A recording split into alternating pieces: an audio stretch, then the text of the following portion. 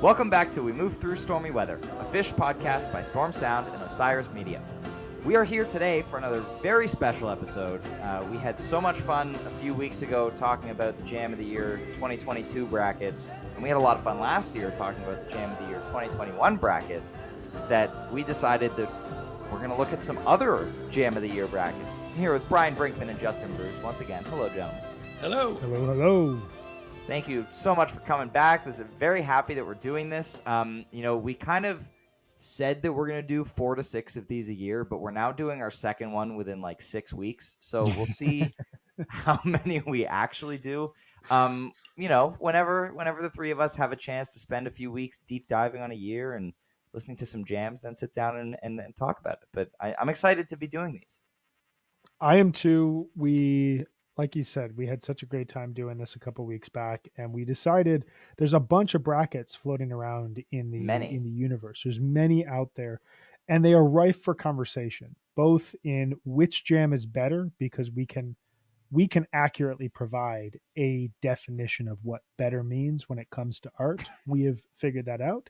So which jam is better, discourse around music, but also is this bracket the correct bracket for us to analyze music off of?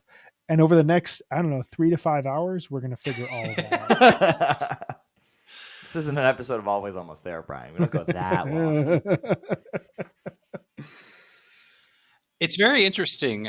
We're going to talk about 2003 to, spill the beans. And this was a year kind of early in my intense Phish fandom. I had been a fan for about 6 years, but 2003 was when I was listening to almost all the shows.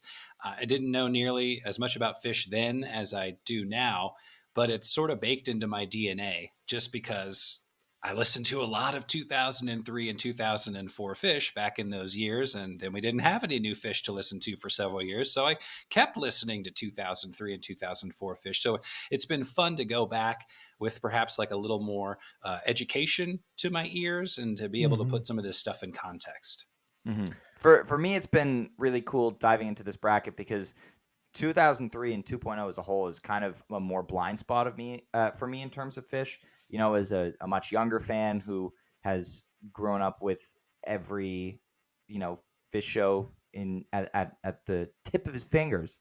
I haven't heard nearly as much of this era, so it was really cool to really dive in and get to know this. Now, before we dive in, just a quick disclaimer for everybody. If you would like your own copy of the bracket to fill out, you can. There will be a link in the description of the episode, or you can head to ryanstorm.substack.com where you can download one and fill it out yourself, listen along, disagree, agree. But this bracket was originally done on Phish.net on the forum, I think 7 or 8 years ago, maybe something like that. It was put together by the community, a group of people, seeded by a group of people. So we did not seed this, but just like with all the brackets that we're going to do, we are pulling them all from the previous Phish.net tournaments. They were seeded by other people, except for the 2019 one that we might do someday. I was involved in the seeding for, but the other ones were seeded by other people, so we are not responsible for seedings, but we have opinions on the seedings, most notably one of us. And we are going to introduce a segment that we will be doing in every one of these episodes called Brian's Justifiable Legitimate Complaints, I think it was, or Brian's Bitchings for short. So we're going to hand it over to Brian before we really dive into this bracket here. Brian, go ahead and bitch. Thank you, Ryan. Before I do that, I don't mean to steal the hosting reins from you, but I do think it is important that we set the table on where we all were. Justin, you were listening to a ton of Phish at that point in time. I was listening to a ton of Phish. 2003 was my first year of seeing Phish. I got into them in the summer of 2001. Went and saw Tab at Alpine Valley, was totally blown away by the scene, by the music, started getting tapes throughout that summer, fall. The live Phish series came out. I started collecting quote unquote essential shows, continued doing blanks and postage, was getting tapes in the mail. And then Phish comes back. I see my first Phish show on February 20th, 2003. Saw a couple more shows that summer. Then I went to college, and college was really where it all like came to fruition, because suddenly I had time and I could download at high speeds and I could trade tapes with people on my dorm room floor. It was an amazing period where I listened to a ton of Phish. And for those reasons, 2003 is very, very special to me. Justin, where were you at in life in 2003, and how did that reflect your Phish listening? So I graduated college in the spring of 2003 and promptly moved to begin my illustrious weather career in Sioux Falls, South Dakota, to paint the picture. Yeah, exactly. Phish You and never I were played right there. on I-90. That's amazing. Right there Right. together, like 20 Well, hours away from each other. I was working at a TV station, making $10 an hour, living Wow. on the poverty line. I had a studio apartment with a Murphy bed that folded out of a kitchen wall, and I had a stack of Phish 2003, the winter tour CDs that I had burned from someone in college. So, it was nice to have all those soundboards.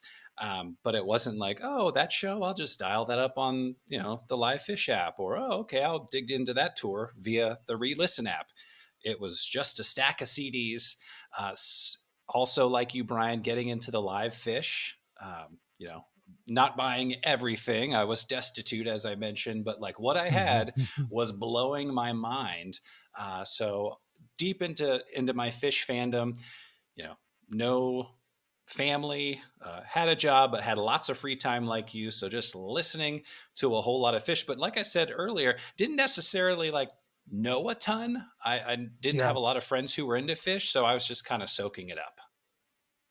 And guess where I was in 2003? Second grade. So when they started, no, actually, but when they started, I'm interested in what grade you were in 2003. Or if you were in grade in 2003. Yeah, well, so when at the time of Phish's return on 12/31/02, I had celebrated my second birthday 6 weeks earlier. Wow. I had also just become a big brother. That was kind of a big deal at the time. My little sister was born in November of 2002, so it was, a lot of things going on in my life at the time. It was, I had no idea that Phish existed. I'm sure it had been played here and there around the house, but I was more into the Beatles growing up. I don't know if I was even into the Beatles yet. I don't know what I was doing at this age. You were pooping in your pants, Ryan.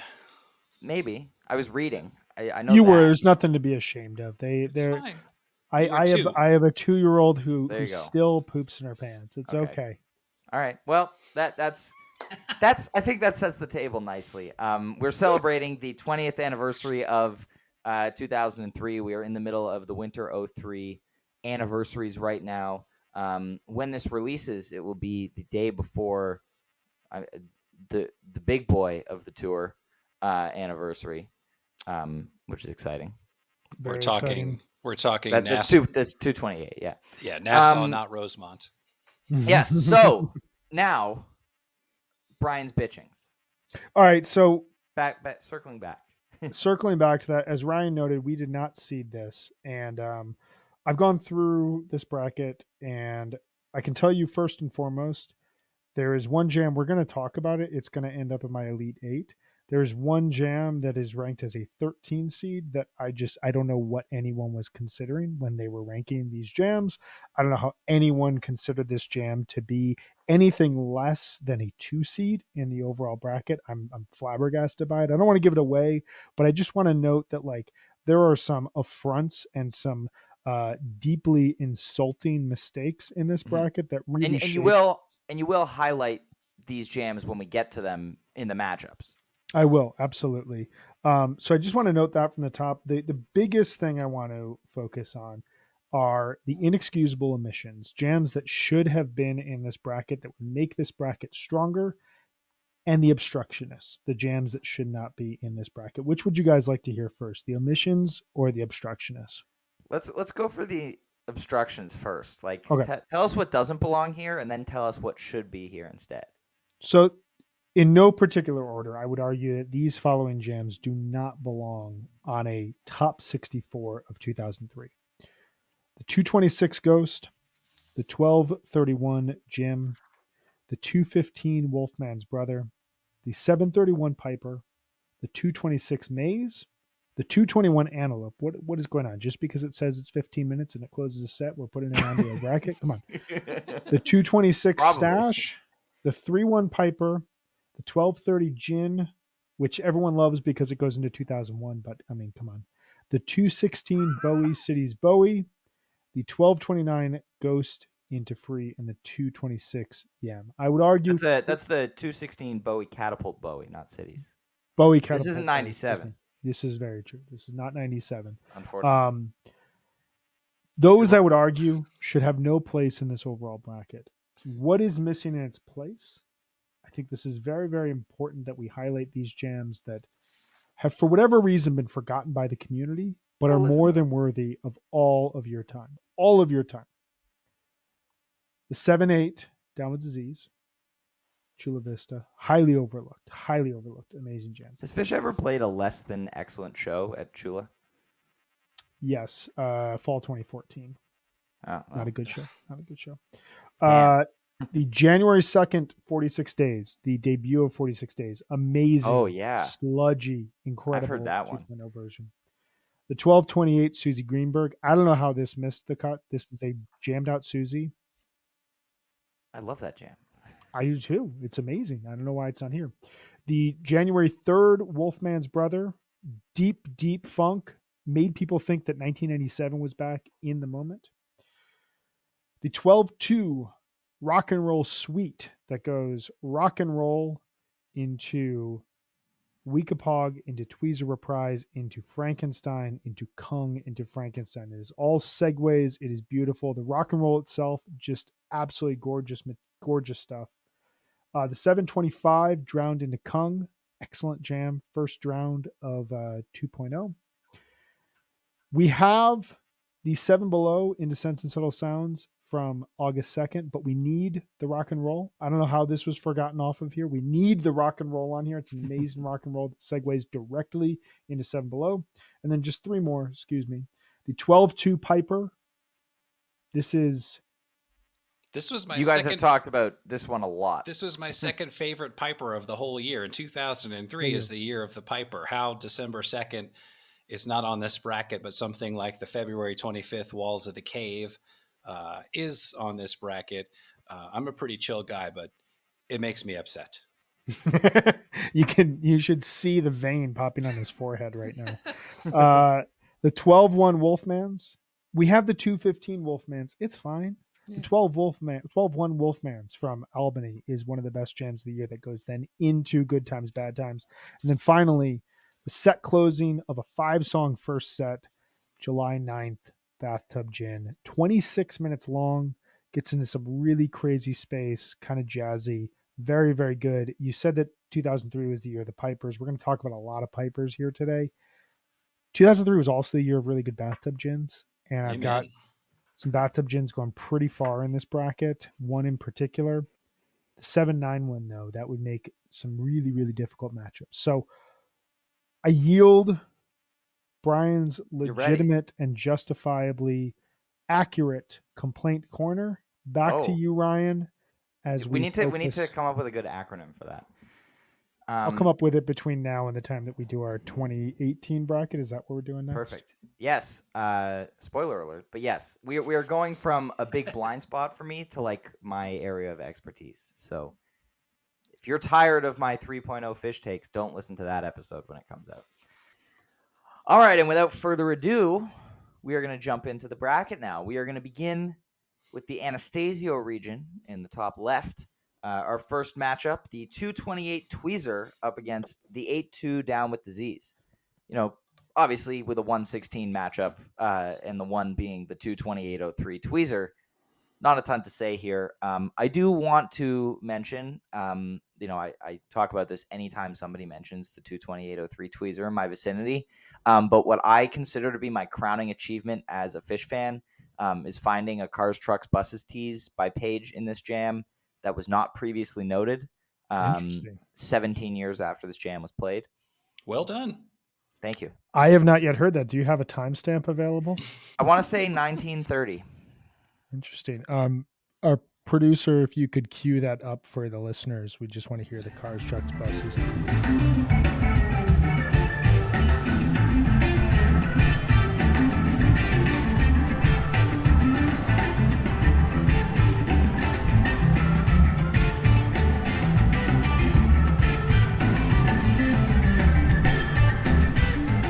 The rest of the jam's okay. But I've made a note of that.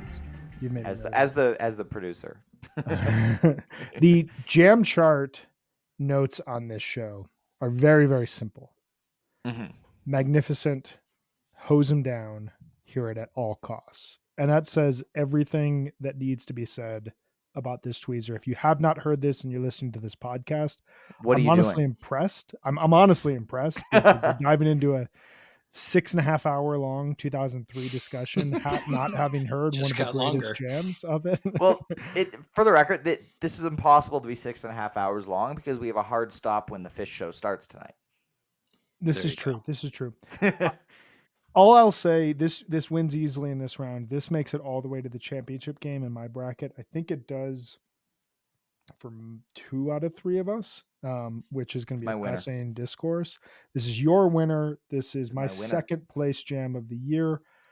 All I want to say is the Down with Disease, don't like pass this over. The August 2nd Down with Disease is a great version that I think should be around like an 11 seed. It's not the best disease of the year, but it has some really cool thematic moments, and it leads into that August 2nd show is near perfect. And there's some really fluid set listing segments, and there's some great jamming, and this disease is a part of it. So hear that at all costs, but it's this tweezer all the way. Yeah, for sure. This was my third favorite jam of the year. This makes it to the final 4. This is one of what I consider 4 Mount Rushmore jams from 2003. Just a fire hose of ideas built on an energetic groove. Trey, he's on it. He's like doing some great counterpoint soloing with himself around the 15-minute mark. It turns into a full-fledged rocker. It's a great jam. I've probably listened to it 100 times, although it had been many, many years since I had listened to it. So it was fun to like jog the memory, but the tweezer's going the distance for some of us and going awful far for me. It's one of those jams that you put it on and like, there's just a point where I know every single note that's coming, and I can just play air guitar along with it as if I'm actually playing those notes. And that's a testament to how much re-listenability there is in this jam, but also Trey is just completely on in terms of melodic stream of ideas. Yeah, it had been a little while before since I had listened to this jam, but it was like hugging an old friend, going back to it. I love this one. I don't know if anyone's ever thrown the term familiarity bias around before, but I think I suffer from that a little bit with certain jams in this bracket that I have heard many times, like this tweezer. But anyway, I think the bracketeer committee suffered from that as well, but that's neither here nor there. Very possible. Of the 4 Rushmore jams, I would say this one has the most is the most likely to sear itself into one's brain, and that would, for many people, I think, elevate it above some other jams that we'll get to and argue over at some point in time here. Here we go. And at the risk of turning this into a Nassau tweezer conversation, I have just one last thing I'd like to say about it, because you just brought this up. There's like an 8-minute chunk of this jam that is completely perfect, and there's not one wrong note, and every decision the band makes is perfect, and every effect that they play is perfect, and they're just in complete harmony, subconscious fluidity. Like they're just connecting and in conversation with each other, and it's brilliant stuff, and it is anathema to a lot of what makes 2003 so fascinating, which is why this jam, it has to be up on a pedestal, because so much of what makes this year interesting is a band that is lost and is searching and not always discovering what they are trying to find, but they find it here in this tweezer. So I just think that that's important to set the table here. Please take us forward, Ryan, before we talk for 25 more minutes about the Down with Disease.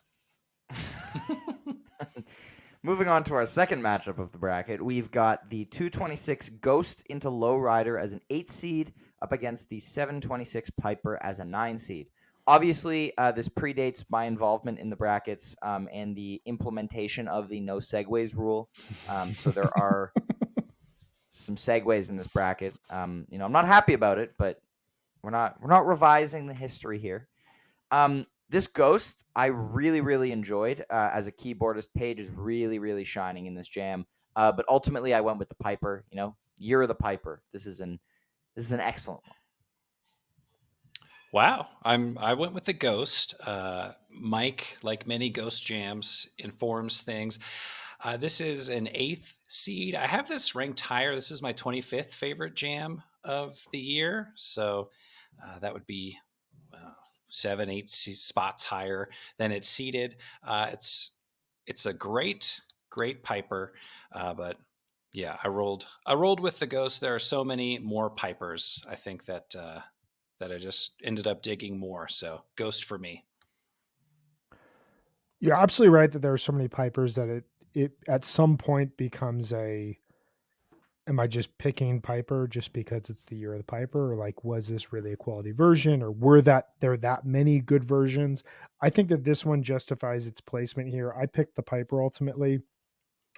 It's at a point in the summer tour where Piper is being played like every 3 or 4 shows, and it's opening a lot of second sets, and it just kind of feels almost autopilot in the way that 2009 and 2010 featured a ton of rock and rolls and drowns opening those second sets. This Piper is kind of in that category at this point in time in the year. To me, there's a ton of really interesting ideas, and I said it earlier. I didn't think that this Ghost into Lowrider belonged on this overall bracket. I'm sorry, Justin. You have it ranked way, way, way higher than I do. There's no right or wrong. It's just differences of opinion here. To be fair, now that I'm looking at my notes, I am a nerd and I scored, as we all are, scored all of these jams on like a 1 to 10 scale, and each of these got a 7 from me. I think maybe I had a little Piper fatigue, so it really was a difficult choice, and I guess I rolled with the Ghost for some reason, but the Piper, equal footing here. There we go.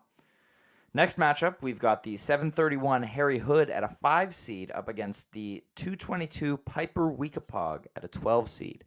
I mean, this is one of those huge summer 2003 hoods that I don't love Hood being 30 minutes long. I like me a nice 15-minute Hood that maybe goes type 1.5 for a few minutes. But it's Hood. Let's keep it Hood. But this is an excellent jam.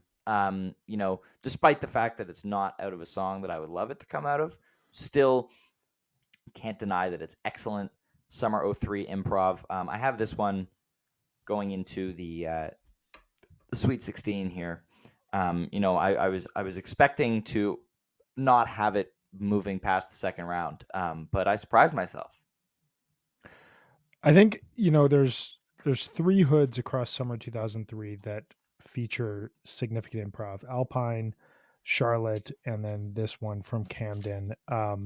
Charlotte we'll talk about shortly, but this one I think is the strongest. It is the most connected. There's like a 6-minute point where they connect around this kind of rhythmic jam, and then it gets kind of bizarre in a melodic sense. It's not really noisy, it's not really dark, but it sounds really strange, almost in the same way that the back half of the 730 Twist sounds. They were in a really, really cool jamming space between July 29th and August 3rd, 2003. And this kind of showcases, like, that is just a strong year, a strong week of Phish. And this just showcases that kind of wherever they went to, they weren't just jamming, they were finding really thematic improvisational segments and building off of it. I love this Piper Pog. Closes the loop on that Mike's Groove. Was a really fun kind of Easter egg moment midway through Winter Tour. Ultimately doesn't do too much more than become a segue, and as a result, Hood was an easy pass into the second round, and then I have it going on to the Sweet 16 as well in a very close matchup with the next jam that we're going to talk about. But Justin. Yeah, and I love this hood. Unlike the Charlotte hood about a week prior, I like that this Camden hood has more of like a discrete jam in the middle as opposed Mm. to somewhat aimless exploration. Hmm. At least to my ears, I have this advancing past the Piper. I like the Piper. Page is doing a great job. He shines in that Piper. I have this moving on to the second round, but then I have it getting upset before it can get to the Sweet 16. And we'll talk about that here in just 1 second. Oh, well, our next matchup, we've got the 8-2 Yamar at a 4 seed up against the 12-31 Runaway Jim at a 13 seed. I was really close on this matchup. I almost went Jim here. I remember, texting you guys while I was listening and being like, this is a close one. But I found that the Yamar was more compelling for its length. I think by the end of the year, they were getting into that, like, okay, we're gonna play for a really long time, and there's not going to be a ton of compelling improv in it. Like, there'll be a few minutes, but not worth the 20 something minutes that this gym is. So I went Yamar. I do have the hood upsetting it in the second round, which was the surprise that I was talking about. I was not expecting, when I listened to the hood, I wasn't expecting it to pull an upset, but then it did. I have both of these scored the same. I gave them a 7.5 Ooh. out of 10. I love the Yamar. It's like you're listening to them sound check. Yeah. Which is the vibe across some of 2003. But I ended up going with the Gym. So a 13 seed upsetting a 4 seed. I love Ooh. that it's loose. It sort of evolves into a pensive jam. It's got some Piper intensity in the year of Piper. And I like how it kind of falls apart and then builds back together and simmers at the end. So I was surprised, but when I backed them, I love both of these jams. They're both great jams, but I gave the slight edge to the Gym. And then in the next round, the Sweet 16, I have the Gym beating the Camden Hood. Take that. Wow. Is it Big 13 the seed run. kind of aggressive, sprawling nature of the Gym for you that beats the hood? Like, what was the ultimate deciding factor there? Love the hood, and like I said, it's my favorite of these sprawling hoods in 2003. But I thought that the Gym had more energy, and where the hood, I'm not saying it was formulaic, but we start hood, we break it apart, we do 10 minutes of something like we did in Charlotte and like we're doing in Camden, and then we finish up and we do hood justice and we finish it proper. Whereas I thought the Gym just kind of took off and then did its own thing and kind of found its own way. So it was a little more compelling and a little less formulaic. Again, love the hood, but this was one of my bigger upsets of the whole bracket. I mean, I think it's interesting, and it speaks to like the theme of the overall year. Like the Gym, I ultimately did not pick just because when I listen to 2003 Phish, I hear a band that is really fighting against nature and really fighting against where they're at in life, especially in the winter and the summer, and kind of pushing through the darkness in their own personal lives into um, like really creative improvisation that has this dark edge to it, but is being played by guys who are battling against demons and are really making like an actual battle against it. By the end of the year, it seems to me as though they have given up that battle and they've just given into inhibitions in a lot of cases. And nowhere do they sound more like the band from 2004. And I don't say this negatively, but like than in the Runaway Jim. Like the Runaway Jim to me is a pre 2004, and it technically is a 2004 jam. It was right after midnight. That 12:30 and Disqualified. 12:31, those two shows sound to me like a band that is just kind of like, you know what, let's just give into the party and have some fun. You get brilliance out of that, but I ultimately went with the Yamar because, like I was saying earlier, that stretch of 729 to 7 or to 8-3 is just high octane Phish. And this Yamar, you said it best, it's a sound check. It's the second song of the festival. It's the band still just figuring out what do we want to do, and they let a song go and they still have the headspace and the focus to be on one end really abstract and experimental, but on another end really focused. So I ultimately have Yamar winning, but I have Hood beating Yamar. So it's interesting to hear the differentiation between this kind of focused but formulaic hood that's Mm-hmm. 25 minutes versus what you're talking about with this Jim. Yeah. It's like I two like that we sides all to have 2003. I like that we're 4 matchups in and we all have pretty varied opinions on these so far, which is cool. I feel like we were a lot Yeah. more aligned on the 2022 stuff. So it'll be interesting to see as we move through more of these brackets, whether it's an era thing or a recency. I think that is symptomatic of the era. There's, Mm. I've mentioned the four Rushmore jams of 2003, but there are a lot of very good jams in 2003. And when I was sort of ranking all of these, there are a lot of them that scored similarly, and they're kind of bunched together. So yeah, it kind of ended up being like, what was I feeling in that moment, or what just sort of speaks to me a little bit more. But it certainly makes, I hope, for more interesting conversation. Mm-hmm. You said that there was a lot. I believe you said there was a lot around the middle that you couldn't differentiate from, and I would personally agree with that if that's what your interpretation was. There's a ton of jams that don't reach the peaks of prior eras or latter eras, but have a ton of experimentation going on within them that make them very captivating re-listens. Yeah, like I have 36 jams that I scored of the 64 that we listened to here. I have 36 of them that I scored as like 7 or higher, and only 5 or 6 of those were 8 or higher. So there's a lot of 7, 7.5s, where it's just kind of whatever you're into at that moment. To get into our next matchup, I scored them similarly. I believe we're going to go into the Stash and from 1231 and the Piper from July 9th. Not to steal your thunder, young Ryan. We are. As you mentioned, Justin, our next matchup is 6 seed 1231 Stash up against 11 seed 7-9 Piper. I like the Stash a lot. I'd heard this one before. I had actually used it in one of my fake shows in 2021. I had been looking for, I think I don't remember why I was looking for like a late 03 jam, but I was looking for one and I picked this Stash, and I enjoyed it. I think it makes better use of its 22 minutes than some other jams from the period.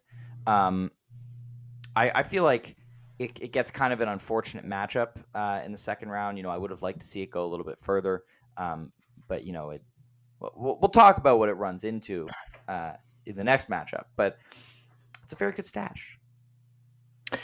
I think the Stash is deeply underseeded. I think this is a 2 or 3 seed, maybe a 4 seed at the lowest. Mm-hmm. I think to your point, it's very economical, and it's a really fascinating jam in that it almost works like a Talk album does, where it utilizes silence as an instrument, and it's very quiet at times.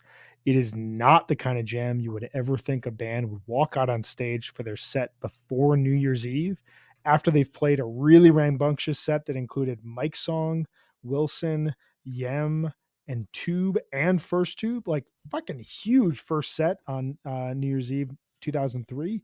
And then they come out and they play this 24-minute silent Stash, and somehow it works. It has a ton of re-listenable qualities to it. I think that if you had it a little bit higher, it'd have a safer path to maybe the Elite 8.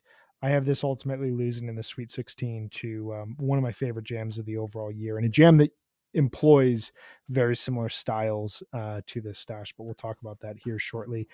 Just a quick note, this Piper, the 7-9 Piper, it's a good Piper. It is where we get into the just another Piper arguments, because I don't necessarily, I didn't have this on my obstructionist list, but I don't necessarily think we need this in the bracket. It's a good jam. It's got some cool segments of music within it, but it's lumped in with a lot of other stronger versions of the song throughout the year. Yeah, I think I had this Piper as my 5th favorite Piper of the year, although if we could get 12-2 into the bracket, this would be my 6th favorite Piper of the year. But what I love about this is Fast Phish with an F equals Fast Phish with a PH. Like Fishman is driving the Piper, a lot of 2.0 textures, kind of a grab bag. And there's also this like familiar melody around the 8-minute mark that is heard across late 1.0 and parts of 2.0 that I can't quite place, but it's in there. This Piper was my 37th favorite jam, and I think I had the Stash as my 34th favorite jam. So I did go with the Stash. I remember the first time I listened to this Stash. I love how spare the jam is early, Brian, to your point about Talk Talk. Yeah. Although this is going to be like some Beyond the Pond type homework that I'm going to have to jot a note down about. Spirit of Eden, baby. Okay, noted. But to my ears, Trey goes into like a hood jam at about 14 minutes of this Stash. And it's to me, very familiar hood territory, which is cool. I ended up rolling with the Stash, although I do have the Stash losing in the next round to a big jam from 2003. A big boy. Yeah, one of the big ones. But this is a very, very solid Stash. I like it a lot. And Brian, you're probably right. It should be perhaps a little higher seated. So my thing here, moving into the next matchup, we've got one of the big boys, one of the Winter 03 Bathtub Gins. We've got the 214 Gin at a 3 seed up against the 215 Wolfmans at a 14 seed. Brian, this was one of your why is it on the bracket jams. It is. And, it's against this gin, which is, again, a big boy Winter 03 gin. I find that sometimes these gins can blend together a little bit, like a lot of things with 03, like, you talked about the Piper thing, Justin, that description that you gave for the 7-9 Piper, I feel like could be applied to almost every Piper in the bracket. Fishman pushing the jam, lots of effects and ideas happening. Like Fishman was completely on throughout this entire era. That's something that like if like any of these jams are elevated because of John Fishman, as we heard in 2021, like when Fishman is really driving the band is in a good place, and Fishman drives a lot of these jams. I wonder if this is when he started using the oxygen tank, like it said breaking after the show backstage, because he's driving the boat. And in a lot of 2003 jams, not necessarily this one, but like at the end, if things get a little aimless, he will just mercilessly crush the crash cymbal. It's like, anthemic over and over. The China trash can one. Yeah. Over and over again. That is the sound of the year. Yeah, for sure. I will say, Ryan, to your point, there are a lot of Pipers and like they can sort of bleed together. Although as we go through this bracket, I'm going to like make some notes about some of these Pipers because I thought the same thing. And then I sort of tried to tease some of the differences apart. I will say about the Bathtub Gin, a tour opening jam chart Bathtub Gin. It did not just happen in 2003 on Winter Tour. It also happened in summer 99, I think, in Bonner Springs. Like what an old reliable. If you were going to see a tour opening show and you had to guess, what's the one song they'll probably jam? For my money, I'm putting it on Bathtub Gin. In that era, at least, it's a different story now. Yeah, that's true. Now we're going to get... What are we? I'd put more money on a Carini now, I think, for a tour opener show. But that's another thing. This episode is going to be long enough. Okay. Gin, this was kind of that last peak for Gin, because going into 3.0, it became the 9th song of an 11 or 12 song first set that stays very close to the chest, but really builds you up and makes you think it's the greatest thing you've ever heard. And then you listen back, you're like, oh, it's just another Bathtub Gin. But like in the moment, it was amazing. Famously, the band came out for Magnaball, ended the first set with a 23-minute, just balls to the walls version. And since then it has expanded up quite a bit further as a jam vehicle. But this is kind of the end of that 93 to 2003, 2004 jamming period for the song. I have the Gin in this. I don't think the Wolfmans belongs anywhere near this bracket. I would put the Gin, honestly, though, around a 6 or 7 seed. I think it is heavily overseeded. It is slightly one note to me. It builds to a very cool euphoric peak. Bonus points that this is like the 3rd or 4th song of the overall tour. But they also played an excellent Gin in the 2nd song of the 2nd show back in Hampton, and that is not on this list. Overall, I like this Gin. I don't have it being the Stash because when I look at 2003, I'm looking less for energy and more for boundless exploration, and I get that a bit more out of the Stash. But it's a good Gin. It's a really good Gin, but it's a precursor to better gins. See, it's funny. We're going to disagree on this one. I have this Gin making the Elite 8. and Wow. upsetting the 2 seed in this region. Whoa. Wow. Which this is any big 2.0 fan that listens to this episode, who hasn't heard my Phish takes before, is really gonna love it. And it's nice to make a grand return to controversial Phish takes. I feel like they've been more on the DL for the last year or so because I've been talking about Goose so much. So it's good. It was necessary. People needed to be reminded that I am a child. Literally during this show, you were. I do have the gin going on to the let's see here, the Sweet 16. I have it being upset by something else in the Elite Eight that we'll get to. It is a delightful gin jam, but it ends up being, I believe, my third favorite gin of the year, and I have this ranked, oh gosh, like 21st or 22nd overall. So for me, that would be like a 5 or a 6 seed if I'm crunching the numbers correctly. So it does seem a little overseeded, but tour opener, a lot of people listen to these shows on CDRs, and it's familiar at the very least. It's a great jam. You think that upset is big? Wait until we get to the only 1 seed I have getting upset before the Elite Eight. Anyway, next matchup, we've got the 731 Piper at a 7 seed up against the 722 Split Open and Melt at a 10 seed. I love this melt. I had not heard it before. I love this melt. I kind of forgot that melt was approached very differently in different eras of the band. You've got like the early 90s melts that are just like tight, Trey being an absolute guitar god, and building tension for however long. Like some of those 93 versions, like I remember that one 93 Dinner and a Movie that happened in 2020 or 2021, whenever it was, blew me away. That melt. And this one was really, really interesting. 23 minutes. And it's like, it's really interesting because the first section of the jam reminded me a lot of some early 3.0 versions like 7, 8, 12, where it's kind of more contained, but Trey's kind of doing some weird dissonant-y stuff. But then it got really good, and it was just like powerful 03 melt jam. I love this, someone who is much more used to listening to, like 2018 to the present melts. Very, very big change of pace. And I love it. I have it winning this matchup. Yeah, I mean, if you could rely on anything in 2003, it was that like 90% of the time, the second set opener was going to have a 20-ish minute jam. And I remember watching the set list roll in to this show.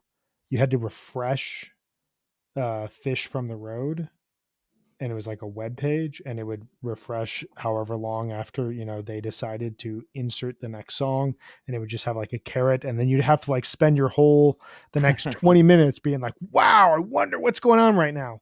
I was very, very cool in the summer of 2003, just watching web pages slowly come in and making my own assertions over it. You couldn't even get people in the moment reflecting to like what was going on, right? Like someone would have to like run to like a payphone at the show and call you mid jam, right? Like by like 2009 there were people like typing into Fantasy Tour or onto Twitter from their phones what was going on, so you could at least get a sense of what the show was. People were holding up their phones and you were able to couch tour at that point in time. 2003 was none of this. It was just, oh, they're playing Split Open and Melt to open the second set, and they haven't updated it in 20 minutes, so it's a big jam. And I remember this sense of, oh, Split Up in a Melt is getting its due. We're finally getting a Split Up in a Melt jam. Because to your point, Ryan, 1.0 Split Up in a Melts, there are some big jams out of that song, but a lot of them are very, very different from what we've heard over the last 20 years. And this is a blues jam, and it is psychedelic, and it is like the band is playing in a garage and just turning the volume up as loud as possible, and they don't hear their mom yelling at them, and they're just going. It's up against a Piper that, similar to 7-9, even more so, I would say that this Piper should not be on the bracket, let alone be a 7 seed. What? It is. Yeah, it's all right. It doesn't do a ton for me. It doesn't move me in the way that some of the other Pipers do. This melt wins pretty easily for me in one of those kind of classic Syracuse as a 10 seed going up against I don't know, say Louisville, some overrated Midwestern school, and Jim Boeheim comes in and just wipes the floor with them, and everyone's like, "Wait, Syracuse this year? They were terrible all year." Melt comes back and just absolutely shocks us here. I love sports analogies. Yeah, that was We're doing a that was bracket. basketball for you, Ryan. I love the Melt. I mean, so the Melt is a 10 seed here, which would imply it's like the 40th best jam, or somewhere in there. I have this as my 6th favorite jam of the year. I love this Melt. This Piper, though, is really, really good. If we exclude December 2nd, which we are because it's not in the bracket, this is my second favorite Piper. So, Brian, let's just agree to disagree. I love how it's spacey. I'm going to listen back to this. This is interesting. I really like how it's super spacey and chill from like 10 to 15 minutes, and then just gets, in my notes, I wrote stank face. I'm not a musicologist, but like they just keep going and going and put on the mustard. But I easily chose the Melt. It's a proper Melt with 10 minutes of an adventure. And Brian, you mentioned it's kind of bluesy, and then Phish sort of redirects, and they're hitting the highway going 85 miles per hour. It's just peak, like hooked up Phish. It's high energy. They don't know what they're going to do. They don't know where they're going, but they keep it together just barely. And the payoff for me is huge. It had been a long time since I had heard this Melt, and I was really, really impressed with it. I have this Melt beating the Piper, making it all the way to the Elite Eight. I have this Melt beating the Gin pretty handily here in the Elite Eight. So big fan of the Deer Creek Melt. Can I ask a question? Because we're going to get into your champion here in the next, I think in the next quadrant, maybe if not for a while, but your champion is obviously coming up, and it is a jam. Now that you're talking about the Runaway Gin and the Split Open and Melt, these two just widespread, throw all caution to the wind, just throwing ideas at the wall and just seeing what happens. Is that what appeals to you the most about 2003 Phish? The sense that they just went for it. I don't want to say regardless of results, because that sounds like I don't like the results, but almost experimentation for experimentation's sake. Is that a big appeal for you? Let me answer that question with a question back at you. How do you feel about Summer 95 Phish when we're going on adventures and we don't necessarily know what's going to happen? Because my answer is yes. That is really important to me when I listen to Phish jams. I want to be surprised, which is why even some of the jams we've discussed already, if there's like a little bit of a formula involved, like, hey, that stash went into a hood section. Love it. Still pick the stash, but like it's not going to be an all-timer for me because I'm identifying what's happening as it's happening. Whereas with this, it's like, holy crap, I've got to hold on to the seat of my pants. Are they going to pull this off? Oh my God, they pulled this off. So yeah, for me, that does get bonus points.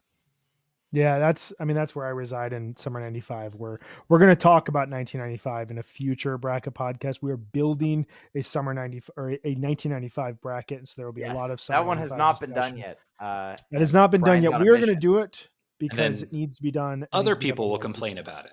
It'll be great. Exactly. And then that one, people will know who to blame. Yeah, and I'm willing to take all the blame in the discourse. Just find me at Brian Brinkman at AOL.com. Okay. Yes. Write him letters and send them to Colorado. No, actually, what you should do is during HF Pod live streams, just like bombard the chat with complaints at Brian about the bracket. There you go. That's the perfect place for it. I'm into it. All right, let's move on to our. Oh, yes. No, I was going to say, speaking of contentious, this next matchup, Ryan, I'll let you introduce it, but I feel like we've got some things to discuss here. We do, I think. We've got the 226 Maze at a 15 seed up against the 8-2 It Waves at a 2 seed. This Maze was another one of those jams that Brian said, why is it in the bracket? I also would like to know, like, it's a really good Maze.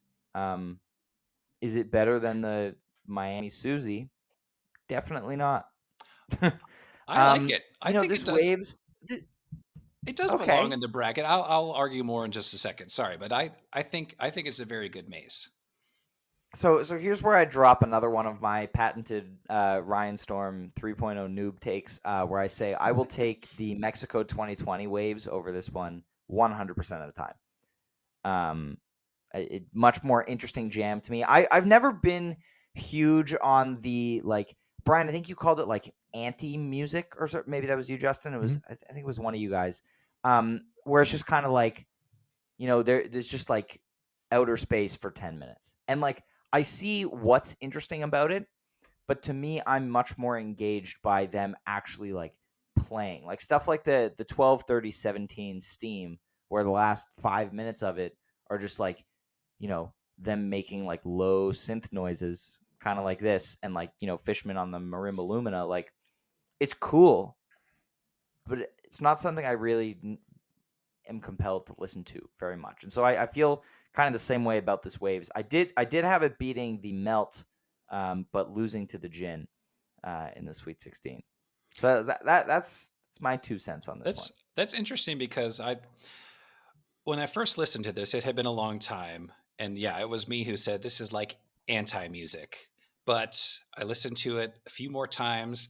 I listened to it really, really loudly when I was at home by myself, no wife, no kids, and that's the secret. It's just unlike anything that they've played, although it is like some of my favorite stuff from the It Festival, some of the farthest out 2003 stuff, and this is from day one of it, so that makes sense.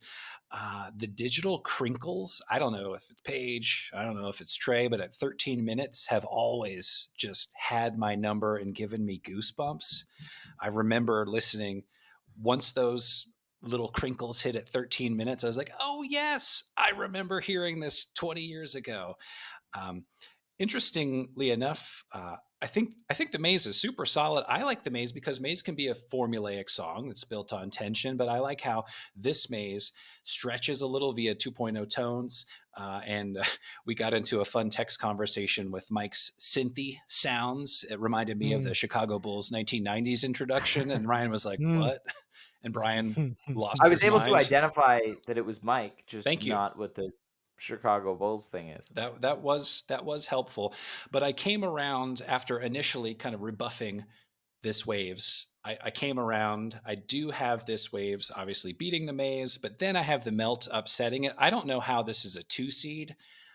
To be honest, I have this ranked as like the 30th jam of the year. It's super duper interesting, but this is a jam you could rank it anywhere, and as long as you have some reasoning behind it or some justifications, like that's fine with me. But this is the most unique jam in the entire bracket, in my opinion. I think that's accurate. I think I'd agree with that. hearing you guys talk about the style of music, hearing you guys talk about this jam, for me, I just kept thinking this is one of my favorite Phish jams of all time. And part of it is that I'm a huge ambient music head. There are always 5 to 6 ambient albums that make the top 25 for me at the end of a given year. I love Phish's explorations in minimalism and ambient music throughout the summer of 1998 and into the fall. I'm a huge Brian Eno fan, and hearing his style of music applied to Phish is something that always excites me, because what it speaks to is a band that is dedicated to patience, that is dedicated to hearing each other, and that is dedicated to the idea that something doesn't always need to be happening. And this Waves masterfully does that. It's a 10-minute segment that may not be Waves, like theoretically it may be Waves into jam. I always think that it is Waves as a complete piece, but it's 10 minutes tacked on the back end of Waves that allows them to define the space that they're in, which is this Air Force base in northern Maine in the late evening in August. And they get to just play music that the only reason they can play that music in front of 70,000 people is that there are 70,000 people that will drive up to the corner of Maine to hear whatever they have to play. And so that freedom that they showcase throughout the It weekend is some of my favorite Phish of all time. And this Waves, to your point, Justin, it's incredibly unique, and it really signifies where the band was at this point And and why they were playing this way. it's a picture perfect introduction into Bowie. Like just 10 minutes of noise, Yeah, it works yeah, perfectly. It's kind of a totally. pedestrian Bowie, but really, really, really works well. This reminded me of like Animal Collective, like Strawberry Yeah, Jam, like kind yeah. of maybe a little before that, where the Animal Collective got into music by like listening and scoring like horror films, and you could use the last 10 minutes of this Waves to do some freaky, cinematic scoring or soundscaping if you wanted to. So I think it's worth noting as well that Trey played the second and third set of August 2nd wearing a blazer, which is something that I'd encourage him to do again because it worked. It The band worked came out. apparently. He was conducting music. I have this beating the Melt in round 2.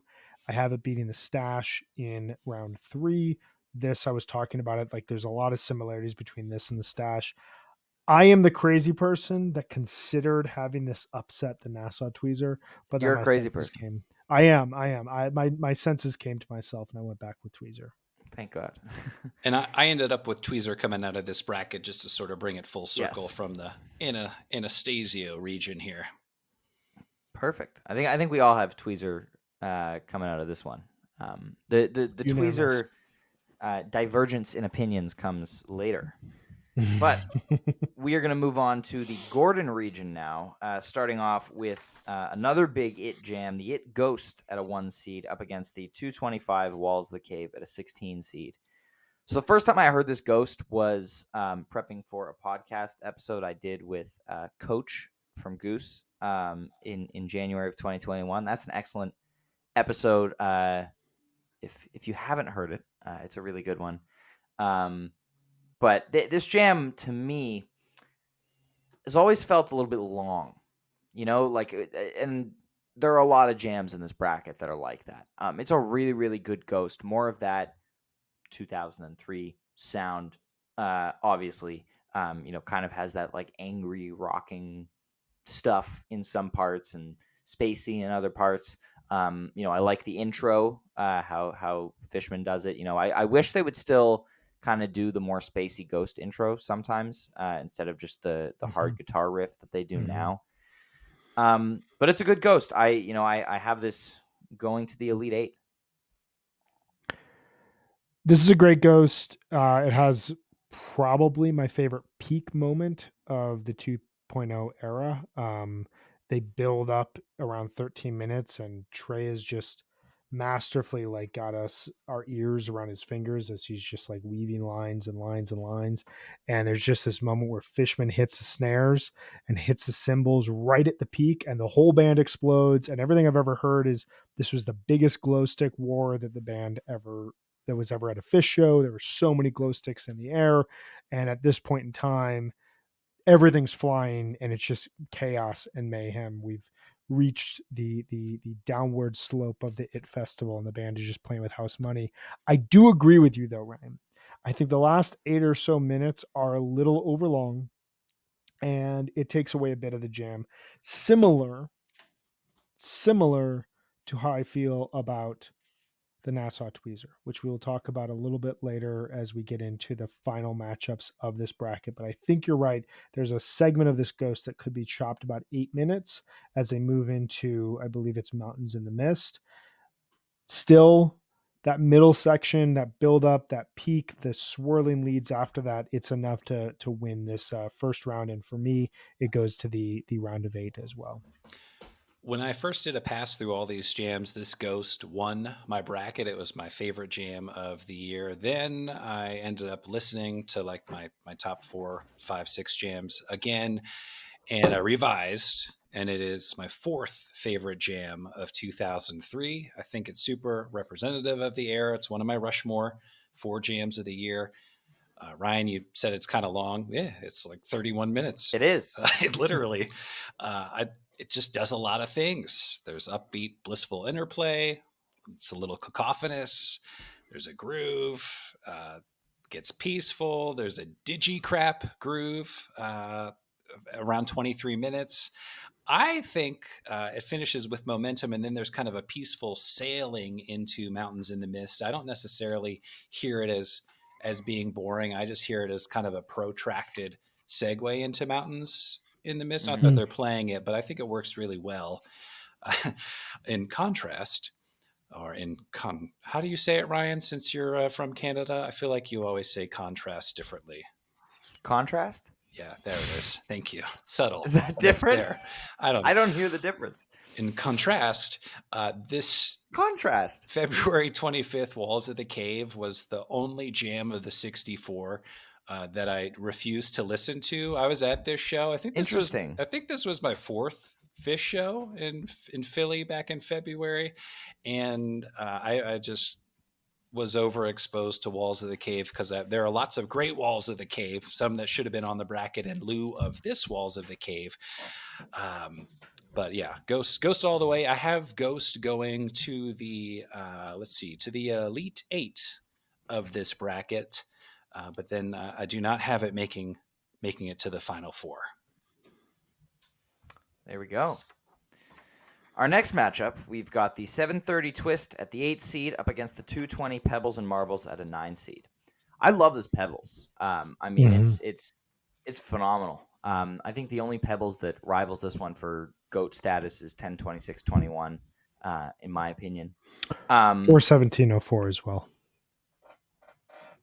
I'll have to go take another listen to that one. You do. I feel like I kind of write off a lot of Vegas 04, kind of rightfully so. But it had its moments. Yeah. It has its moments. Okay, Mr. Vegas bias. Well, the man's wearing a UNLV sweatshirt as we record. Right. He's in Vegas as we record. That is. This is a very good Pebbles, though. Near him as we record. This is a Pebbles that ends a 5-song second set. Ends the second set of my first show. I agree with you. It's 220 or 102621, and then this, and then you've got the Vegas 04 one. But this is going against the 730 Twist. What did you guys pick here? I went Twist.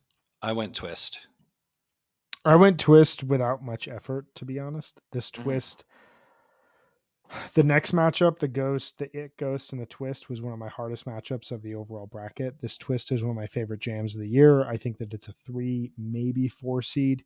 It does something that reflects that 729 to 8-3 week of Phish that is just so brilliant.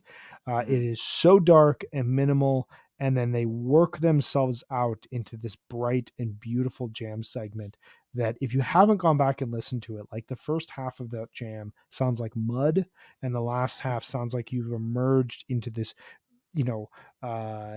beautiful Eden-like area of the planet where the temperature is just right, and there's food available, and there's beautiful animals, and you're wandering through this like paradise. Like that is what this Twist does to you, and I encourage everyone to go back and check it out. Beats this Pebbles easily for me. I tweeted something about the Rosemont show on its anniversary and ranked the jams, and I have the Pebbles as my 4th favorite jam of that Rosemont show, and I got a lot of pushback. It's a great Pebbles. Love it. Love the textures. Love the noise. But to me, it never really goes far beyond the Pebbles' inherent structure. So for me, Twist was easy. This is an 8th seed, which would imply that it's like the 32nd best jam of the year. I have this Twist as the 10th best jam of the year. Brian, your point about walking into an oasis at the end of the jam, I totally agree. For me, Page on piano is just such a great light counterpoint to all the grit and the grime earlier. So yeah, for me it was Twist. I do though, unfortunately, have Twist losing to the Ghost in the next round. So it doesn't go far, but it's a great Twist. Yeah, every time I do a bracket, there's always like the jams like this Twist where it's like, oh, this jam is so good, and like I want it to move beyond where it is so badly, but it just can't. That point you made though about Page being on the Baby Grand is really astute. That is a sound that you hear really for the first time on the Walls of the Cave, the studio version that came out in November of 2002, and then later they did the Victor Disc sessions. That is still one of my favorite things to listen to from Phish, and I would do anything for them to master it and release that as a vinyl box set, because that gives you a sense of where Phish was at right before they came back in a New Year's Eve 2002. And that compilation of jams, you hear Page on the Baby Grand while Trey is uncompressed, heavy effects, and is a very specific sound that you hear throughout 2.0. You don't hear it again until the back end of the Randall's Island Shock Dust, which I remember the first time I heard that, I was like, it sounds like Phish is playing in 2.0 again. This is amazing. But I digress. That's a good shock test.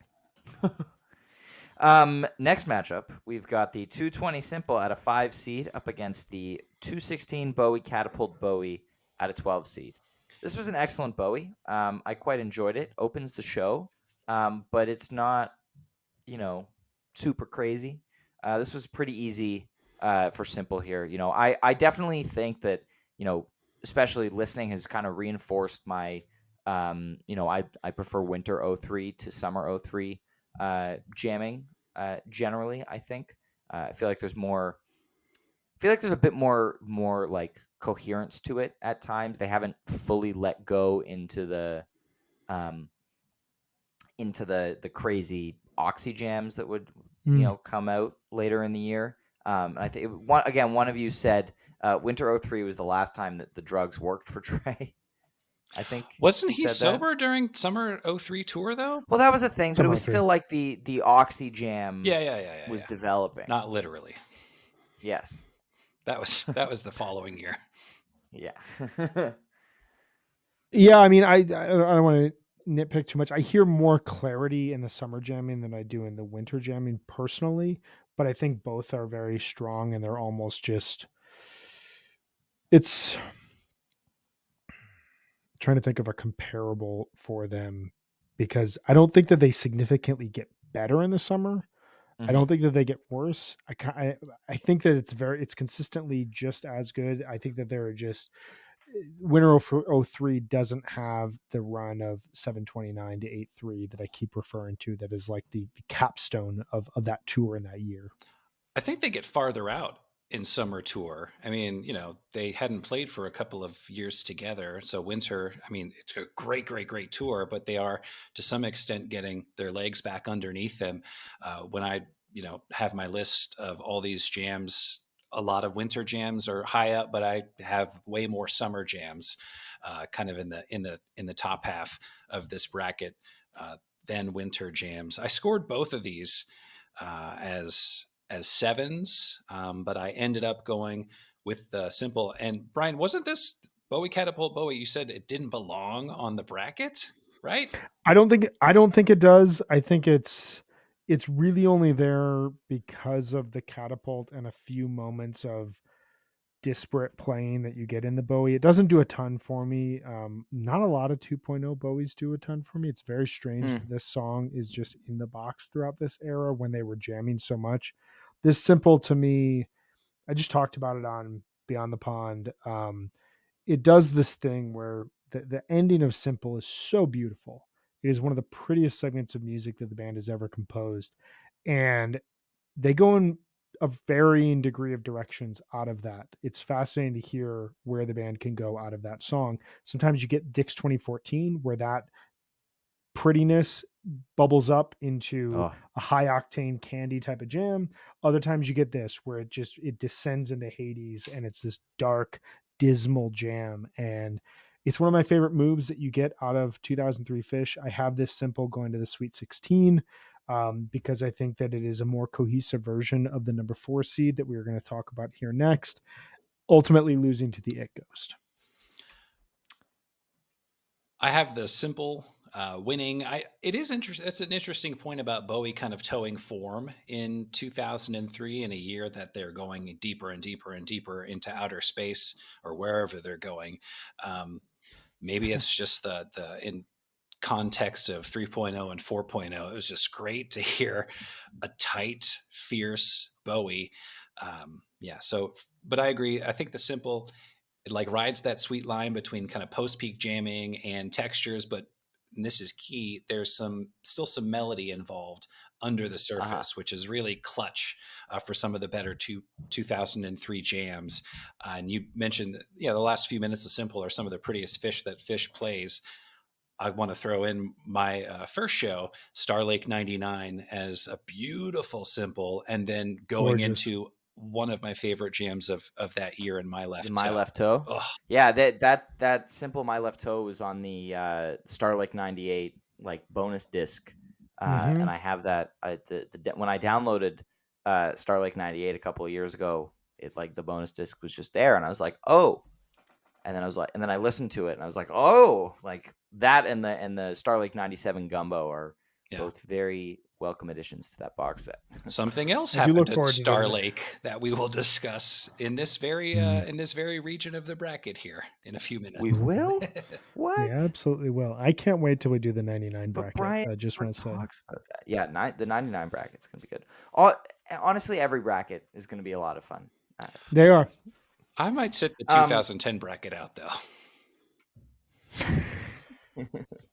In a year where there were no songs over 20 minutes except for Yam. I think with early 3.0, we'll just need to do 2009 to 2012 bracket or 2009 to 2011. I feel like there'd be a lot of 2011 in there. But we're getting off track. Yeah. We're getting off track. This is we are good at tangents. That's why both of you have been on this podcast before, because you're good at tangents. You make money by the minute, right? Here, that's how podcasts work. The longer, yes, exactly, more lucrative. Exactly. Okay, cool.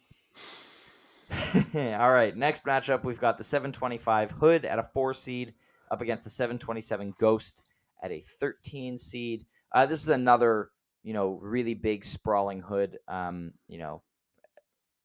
as I mentioned when we talked about the 731 one, kind of similar kind of, big sprawling 2.0 jam. I have this going exactly the same amount of distance into the Sweet 16 before losing to the 8 Ghost. Solid. And then, this Ghost is also a very enjoyable listen. I love that the Phish.net jam chart likens it to a 7-course pre-fee culinary exploration of the deliciously dank flora, fauna, and fungi of the nocturnal arboreal outback. Kudos to whoever is in charge of the 2.0 Ghost on the jam chart. Yeah, I love that, every Ghost entry has that like kind of absurd one followed by an actual breakdown of it. We've started doing that for every version of Redbird over on elgoose.net. We have one very, very ridiculous explanation. And we are currently holding the actual explanations in our back pocket because we have a 250 character limit on entries. This Hood Ghost matchup. I have this Hood winning. I love this Ghost. I think that it's deeply overrated or deeply overlooked in 2003. This is the Turn. The 727 show has the famous "Welcome Back, Mike" charge call in the second set. Mike had a lot of fun in Atlanta with Colonel Bruce Hampton and showed up not ready to play a concert on July 27th. And, personally, I think it's inexcusable. And I think he should have been benched for the night. But, who do you bring in at that point, though? Like, you just play a 3-piece Phish? Yeah, why not? Trey can play bass, basically. I mean, let's just do that. But instead, Trey decided to bully him for the whole night. It is a little uncomfortable. Like, I mean, Trey, it's very uncomfortable. I may not always prefer Trey's Love and Light playing to like Trey's gritty I'm in it playing from 2.0, but I do prefer his gentle nature nowadays to what was going on back in 2003.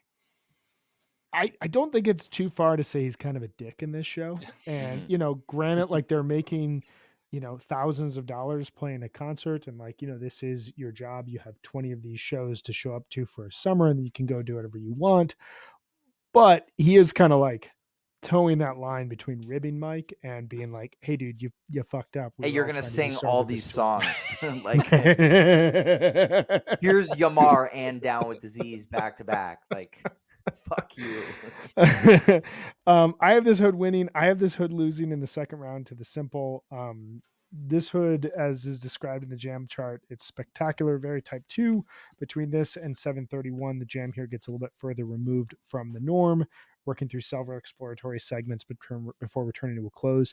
I think that this hood is emblematic of where the band was at in 2003, and I think it's emblematic of the best things that the band did, but I don't think it works as well here. I think, to your point, Justin, I think you said this, it feels like they are trying to push out of hood to prove a point, which is cool, but it doesn't work as well or as naturally as the 731 one, and it doesn't connect around a thematic segment of improvisation that, to Ryan's points, justify its length and overall existence. So I think it's a very important jam. I don't think it is as good as some of the other big jams of the year, which is why I have it losing in the second round. Perhaps in a different setting, it would have won, but I have it losing in the second round after beating this fascinating ghost from the Phish, put 'em up Phish show, putting up our dukes. I think these are both similar quality jams. I think that the hood is not overrated, but overseated. And I think that the Raleigh Ghost is really, really, really underseated. That said, I did end up going with the hood, just a little more adventurous. I mean, it's a half-hour hood, and even though to my ears it was like a little aimless in the midsection, that's not necessarily a knock. Even though it sounds like one, there's still doing things, and there's still stuff to follow. I love the serene piano that kind of wraps up the exploratory part. It's great interplay with Trey. So it was a close call. 6-1, half dozen of the other, but I went with the hood, although I do have the simple from Rosemont beating the hood in the next round. I had heard this hood before. Thank you, Dinner and a Movie. There you go. That was one This of my was favorite dinner movies. the infamous chomper on the phone in the first set. I think that was my favorite part of that Dinner and a Movie. Like, just funnier than the show was everyone being like, oh my God, like there's a guy like, the whole seeing show where his on drug the dealer phone. is, or like trying Right. to find his friends, or like facing the Right. camera. And then there was an Instagram account that like tracked down the guy and did like an interview with him like a week later. Wow. Which was really, really funny. I was fascinated that but they anyway. picked this show for their 2.0 show. I was really fascinated that Phish, which has stayed away from any sort of 2.0 communication really since it ended, for good reasons in certain areas, but others, like I think that we're 20 years on from 2003. It would be cool if the band and the overall organization celebrated this year, because there's a lot of good stuff throughout 2003, and I was very happy to see them do a 2.0 dinner and movie show. Just seeing them at that age and that stage is fascinating. Perhaps an LP on LP number 5. I mean, I have a jam that you could choose for that. We'll get to it here. Are we going to get there, Brian? We're going to get there. There's been a lot of chatter about this mystery jam that we're going to get to at the end of this region. Next matchup, we've got the 8-2 7 Below Sense 7 Below up against the 719 Yem. Really good Yem. Not much of a contest for me here. It's still kind of cool hearing older Yems where they're still like doing interesting things with them. Again, my 3.0 my 3.0 brain is used to Yem kind of building for a few minutes and being done. So it's cool hearing a longer version that does a lot more. Trey sounds amazing. But this sense this 7 Below sense sandwich, despite the fact that I find it really difficult sometimes to judge this fairly because it's 2 songs, because of my inherent dislike of including segues in a bracket. Like when they went into sense, I was kind of like, oh, like this isn't the same entry, but it is. But I enjoy it. I have it losing to the 3 seed in this region, which we'll get to in the next matchup. But solid entry. And Ryan, I know you don't like segues in brackets, but Brian And I would agree with you. Oh. You believe that there should be more segues in this entry, so I'll let you go first here. Thank you, Justin. I really appreciate that. The rock and roll that precedes the Seven Below directly segues into the Seven Below, which then directly segues into Sense and Subtle Sounds, which I will note directly then segues into whatever that song is, Spin It Round, which everybody has Spread it collectively- round. Spread It Round, which everyone has collectively forgotten its existence. With good measure, it's some of the worst. Like that is like a 2018 Phish song in 2003 from a lyrical and melodic standpoint. At least they didn't have Pinterest back in 2003, so we can't stick a verse about Pinterest into Spread It Round. Hey, but that's like Paige the would have best liked an part editor of that on song. Paige would have liked an editor on people everywhere, whatever that song is called. What is that song? I just hope I don't hear it everywhere. I don't even know what that song is called. Things People Do. Is that what it's called? Yeah, that's it. Things People Do. Yeah, I don't like that song. That's what those are things people. A lot of big boat songs are now big bust outs now with good measure. And they should. Their mystique should only grow. Yes, like I'm right there with you. Like, what is this song, Friends? What happened to it? Friends is an awesome album opener. I'm gonna ride or die for Friends. I would love to hear them bring back Friends. I saw the debut bad of example. Okay. Running out of 2016. time. Not a bad song. Running Out of Time. That's a 2.0 song. It is? Yeah, it's written in 2.0. Oh. Yeah, not. And it was on Big Boat? It was not put on record until Big Boat. Well, we're getting off kilter again. Yes, true. I think that tangent. If you include the rock and roll here, this rock and roll segment with the Seven Below and Sense, it wins easily for me. But without it, it's a lesser jam. And for me, this is the last best Yem. There have been some great ones. In 2022, we had some really, really good ones. This is the last best. Baker's Dozen had a very good one. This is the last best Yem, though. This is the last one to really find a unified theme in the jamming segment and really blow it out. It is an excellent, excellent jam. I have it upsetting in quotes because the seating's ridiculous here because we're missing the rock and roll. But I have it beating the Seven Below and Sense. I have it beating the number 3 seed and losing handily in the Sweet 16. I love this You Enjoy Myself. If you are not familiar with it and you're wondering, is there a 2.0 jam that doesn't sound like 2.0? This Yem is it. It's incredibly bright. It's incredibly beautiful. And it rocks throughout the whole thing. This is my favorite Yem, I think, of the year. Not that there were many to choose from. I scored both of these jams similarly, but I ended up going with the Seven Below, Sense, Seven Below. To me, as opposed to like obliterating a song's structure to find new territory, which they definitely did in some of the bigger jams at it. I love how it's hive mind and it's just all 4 of us, but operating as one organism. And I think, I just think that works really, really well. One note, as they're about to leave Seven Below and go into Sense, it sounds like they're going to play 46 Days, like very clearly to me, but Mike steers them, at least that's what it sounds like, into Sense. Thank you very much, Mike, because saving 46 days for the second day at it proved to be a very astute maneuver. And I did it. Yes, it did. It did. We'll talk more about the it 46 days. But yeah, so for me, it was the it segue fest here. Although it's a great Yem. All right. Next matchup, we have the 3 seed 216 Piper up against the 712 Ghost at a 14 seed. I love this Piper. I think this is my favorite Piper of the bracket. Really, really amazing jam. Laugh at me all you want, shake your head. No, I think most people would agree with it's you. It's a great Piper. It's do you know what this is called? You don't know what this is known as? What? The Viper. Yeah, it happened in Vegas. The Vegas Piper, and it really fits the overall sentiment of this jam, which is crisp and slightly sinister in an upbeat way.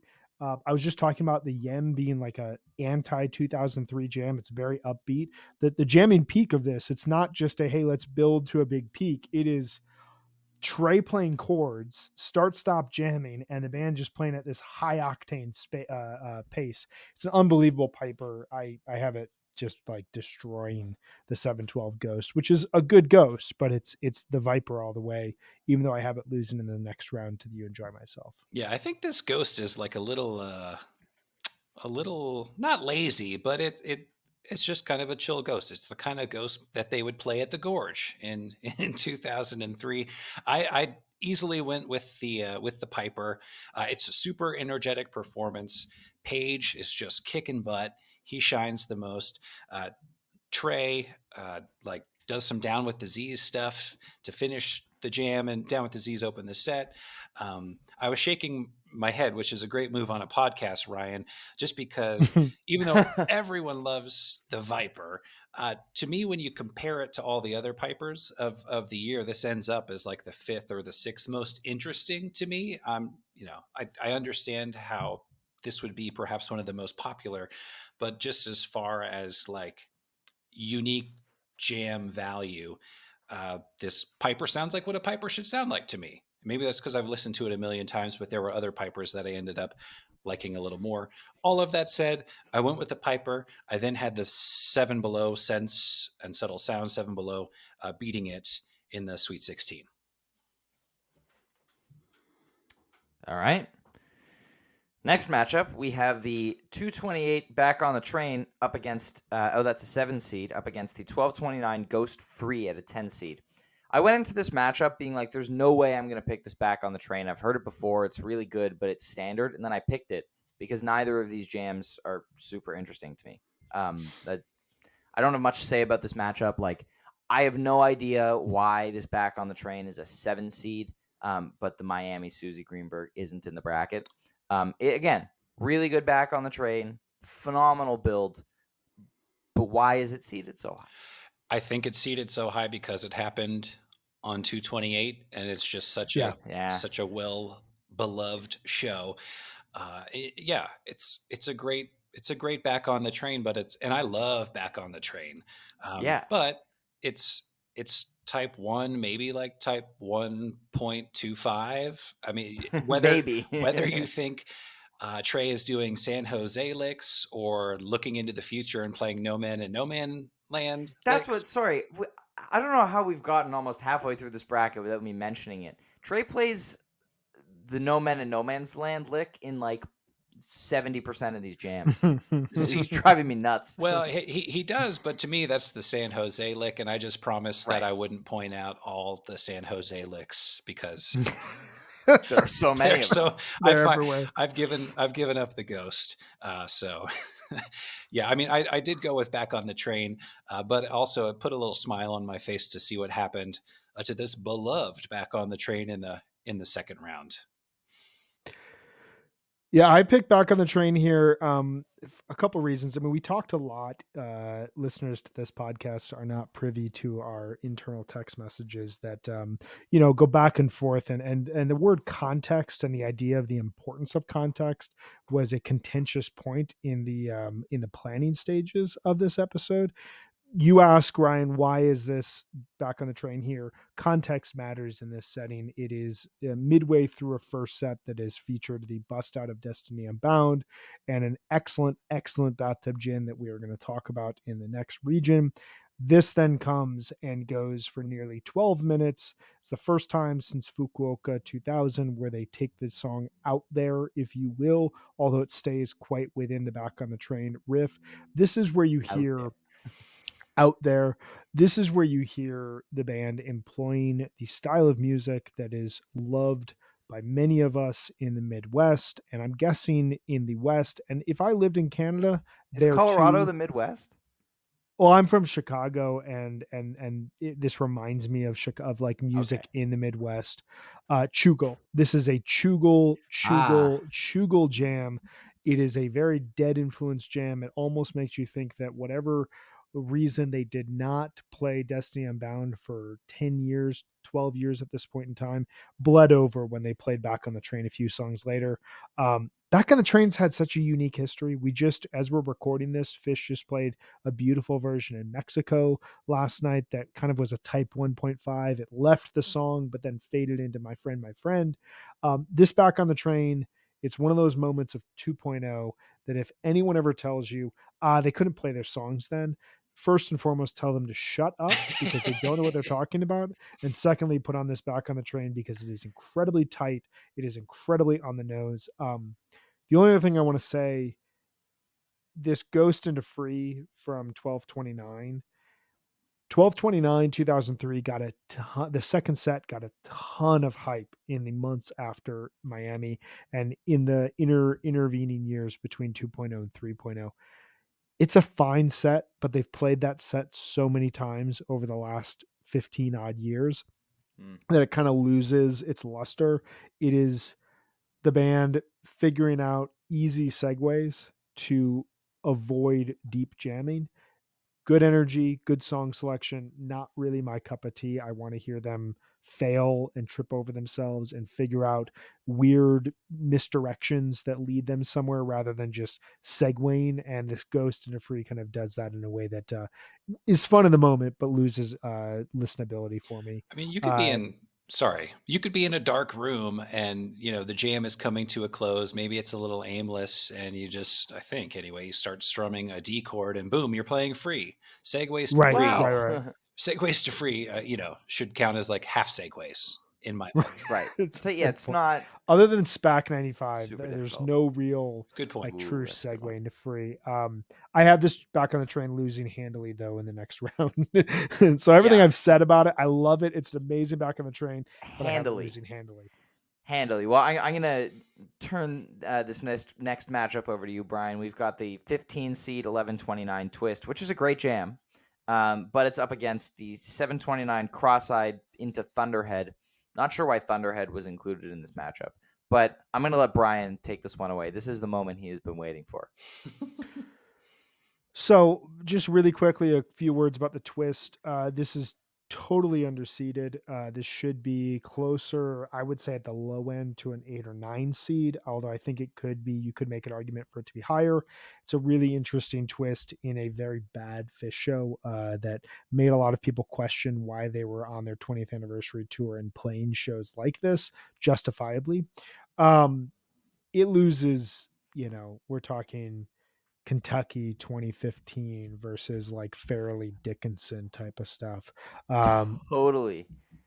This is like an 83 to 35 first round matchup between a 2 and 15 seed. Cross-Eyed and Painless is my jam of 2.0. I challenge everyone out there to find a wrong note in this Cross-Eyed and Painless. There is not a wasted second of this jam. The band is fully alive, fully in communication. They're weaving in and out of themes. Trey is completely in command. Fishman, everything you guys have been talking about in terms of driving jams forward. Fishman is everywhere, all over this. Mike, freaking Mike of all people, sounds interested and he sounds alive and he sounds excited to be in Phish. And Paige is no way. I mean, true. it's Never shocking to me. It's shocking to me to hear it. And Paige colors everything over. It is. I have listened to this Cross-Eyed and Painless probably 200 times, and it is one of the few Phish jams that I have yet to memorize in my head. There are jams, you talked about this earlier, Justin, that like are imprinted on your brain and you hear it and you're just like, oh, that's that line and this is what happens. And sometimes it loses its luster. You reach that point where you can predict what's going to happen in the jam as you're listening to it, and you're like, shit, it doesn't have the surprise factor anymore. I've never lost that with this Cross-Eyed and Painless. I hope to never lose it. I have at this point, it's like the Island Tour to me. I reserve it for only anniversaries and competitions like this to go back and listen to it. This is not just getting a, hey, I'm getting in my car, what to listen to, throw on the Cross-Eyed. It's not abused like that. This is a jam that we light a candle, we have some quiet time, and we listen to Phish play masterfully in the improvisational style. So this, to me, it wins this bracket, upsets the Ghost. goes to the final matchup, and it beats the Nassau Tweezer. I love this cross-eyed. Totally agree with everything you're saying. To me, this jam is the thesis statement for everything that's right with 2003. It toggles between high energy, chill, exploratory grooves. It's crisp and clean. People who are like, "Oh, everything sounded sludgy." No, it didn't. Not this cross-eyed. So yeah, I have the cross-eyed beating the Ghost. This is my second favorite jam of the year. I don't have it winning the whole year, which is what second favorite implies, but this is a tremendous cross-eyed. I will say that I was at the Philly show, the famous Friday Encore Philly show. I love that song. I was cool with it. On paper, it's not a bad show, but the Twist Jam is really, really good. However long it was, like 20 minutes, a set 2 opener, as you mentioned earlier, Brian. That was kind of the move in 2.0. It's a very contemplative, satisfying jam, but it's just kind of a weird show, and it's going up against one of the best jams, not only of the year. I really think this is one of the better Phish jams. I don't know about all time, but it's in the conversation. All time. I mean, I don't think it's the best, but it's an all timer. Yeah, there we go. Justin, I'm curious. Brian said that this cross-eyed is a jam that only gets played on special occasions. For me, that's the Baker's Dozen Chalk Dust. I don't listen to that one very often anymore. I used to a ton, and now I save it for special occasions. What's your only on special occasions Phish jam? The Raleigh Tweezer from '99 is, which I just really love. Great choice. Dearly. When Trey is hitting that lick and Fishman hits his like wood blocks right around 13 minutes, and then it just sails and soars for like the next 6 or 7 minutes. So I don't want to, I heard Mike in his solo band in 2011 covered some Gillian Welch, and I'm a big fan. I think Phish covered a Gillian Welch song at Dick's like back, I think that year. And Mike wasn't talking about this song specifically, but he was saying there are covers that they do that he just doesn't want to play all that often because he doesn't want them to lose their luster or how special they are. And yeah, I think this cross-eyed kind of fits that bill. Awesome. Relatedly to that, there's one of my favorite Phish jams of all time is the 11/23/1985 Whipping Post, which was played in front of no one. It was played in Goddard College. This is the famous story where the band started jamming. They passed around a joint. This was right before Thanksgiving. Mike smoked a little bit of the joint, and he felt like he left his body and had the best jam of his entire life. They finished the jam. He put on his guitar, walked out into the woods, contemplated just staying in the woods forever because he felt like life could never get as good as it did in that moment. Luckily, they played better jams after that. Well, was brought back into the cafeteria, and that's when they played the Whipping Post, and it is Mike's revelation jam. He realizes in that moment that, I should keep doing this because better things can happen. The last thing I played was really good in that moment. And he says it's his epiphany moment where he realized he wanted to be a musician. He's never listened to that jam and never intends to listen to that jam. Sometimes with these jams, you put them away and you take them out only when it's essential. That's his cross-eyed. Wow, Brian, you seem to know a lot about 1985. Are you doing a podcast that covers every year of Phish? I know a lot about Phish and nothing about the stock market is really all I'll say. Well, you'll be able to retire on all those Phish jams one day. Definitely. The investment's going to pay off someday. There it is. All right. And that brings us to the close of our second region. We are only halfway through, if you can believe it. Moving into our third region, we've got the McConnell region in the bottom right here. We've got 1 seed, 715 Mr. Completely up against 16 seed, 214 Walls of the Cave. This is our second Walls of the Cave. That's a 16 seed in this bracket. This Mr. Completely is like absolutely sprawling. To me, when I think of, really huge summer 03 jams, I think of this one. I had heard this one before a little while ago. Back when Phish would play in Utah.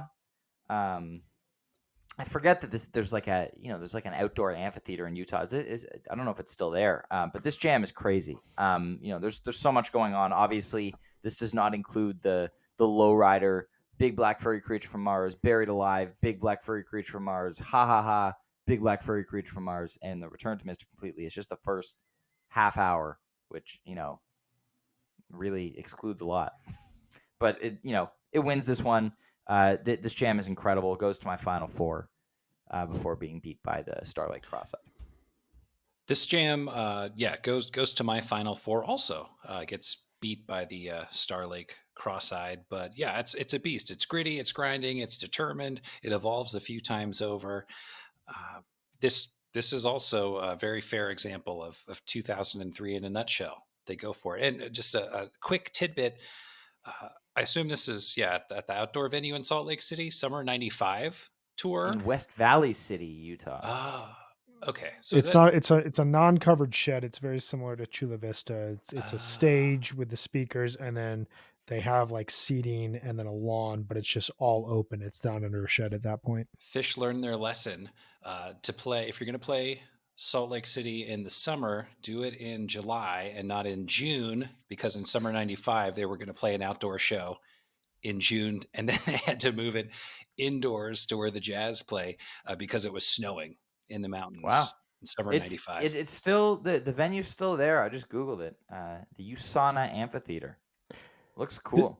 This is Phish's last performance though at this venue, and I believe this is their last performance in Utah to date. Mm-hmm. Like, why I don't not? think Go that they've back played go the back to East Utah. Center. Well, you got Dick's right down the road, and you got Vegas right down the road. It's from a market standpoint, they'd only be pulling from it looks like Denver and people flying from the West Coast. It based on the pictures of this venue, it looks like there's like a wall, and then there's just like a big like cube that juts up, and just like the inside of the cube is carved out, and it's the venue. Yeah, it's not a attractive. Like, I mean, it's an outdoor aside from the mountains, like Chula, like you said. But yeah, anyway. I was just talking about how we need to go faster, and now I'm going off on a tangent about the shape of the venue Utah analysis amphitheater. Anyway, you're just leaning into your 2.0-ness. I have this Mr. Completely winning handily in this round. I have it winning in a very difficult matchup in the next round, but then I have it losing in a very close upset by the most underseeded song of the entire bracket in the Sweet 16. So in a properly written and ranked bracket, this Mr. Completely probably makes it to the Elite 8. I don't have this in the Final 4. I do have it losing a little bit early, though, because there's just a ton of mistakes in this bracket from a seeding standpoint from this specific region. Shame on you, Phish.net people from 8 years ago.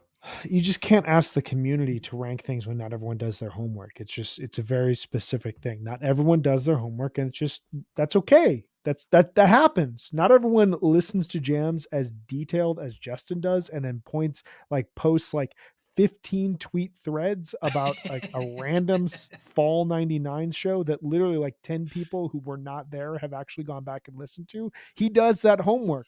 No one that I know of listened to the entire Spring 93 tour aside from me. I've never heard anyone who's actually done that other than like for fun, all of it, do that. because you need that evolution. And so, I'm going off on another tangent. This Mr. Completely is great. It goes off on great tangents. It grooves.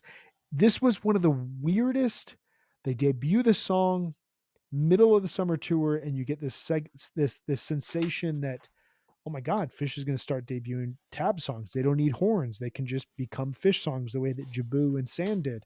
And then this song was not played again until July 19th, 2017. Yep. Amazing Great version jam. in Pittsburgh. Someday we're going to talk about that one. Someday. That'll be your time to shine, Ryan. Oh, there are going to be lots of my times. It'll be a 7-hour episode about 2017.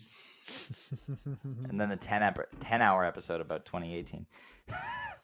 Next matchup, we've got the 7-13 7 Below at an 8 seed up against the 7-19 Piper at a 9 seed. I went Piper here.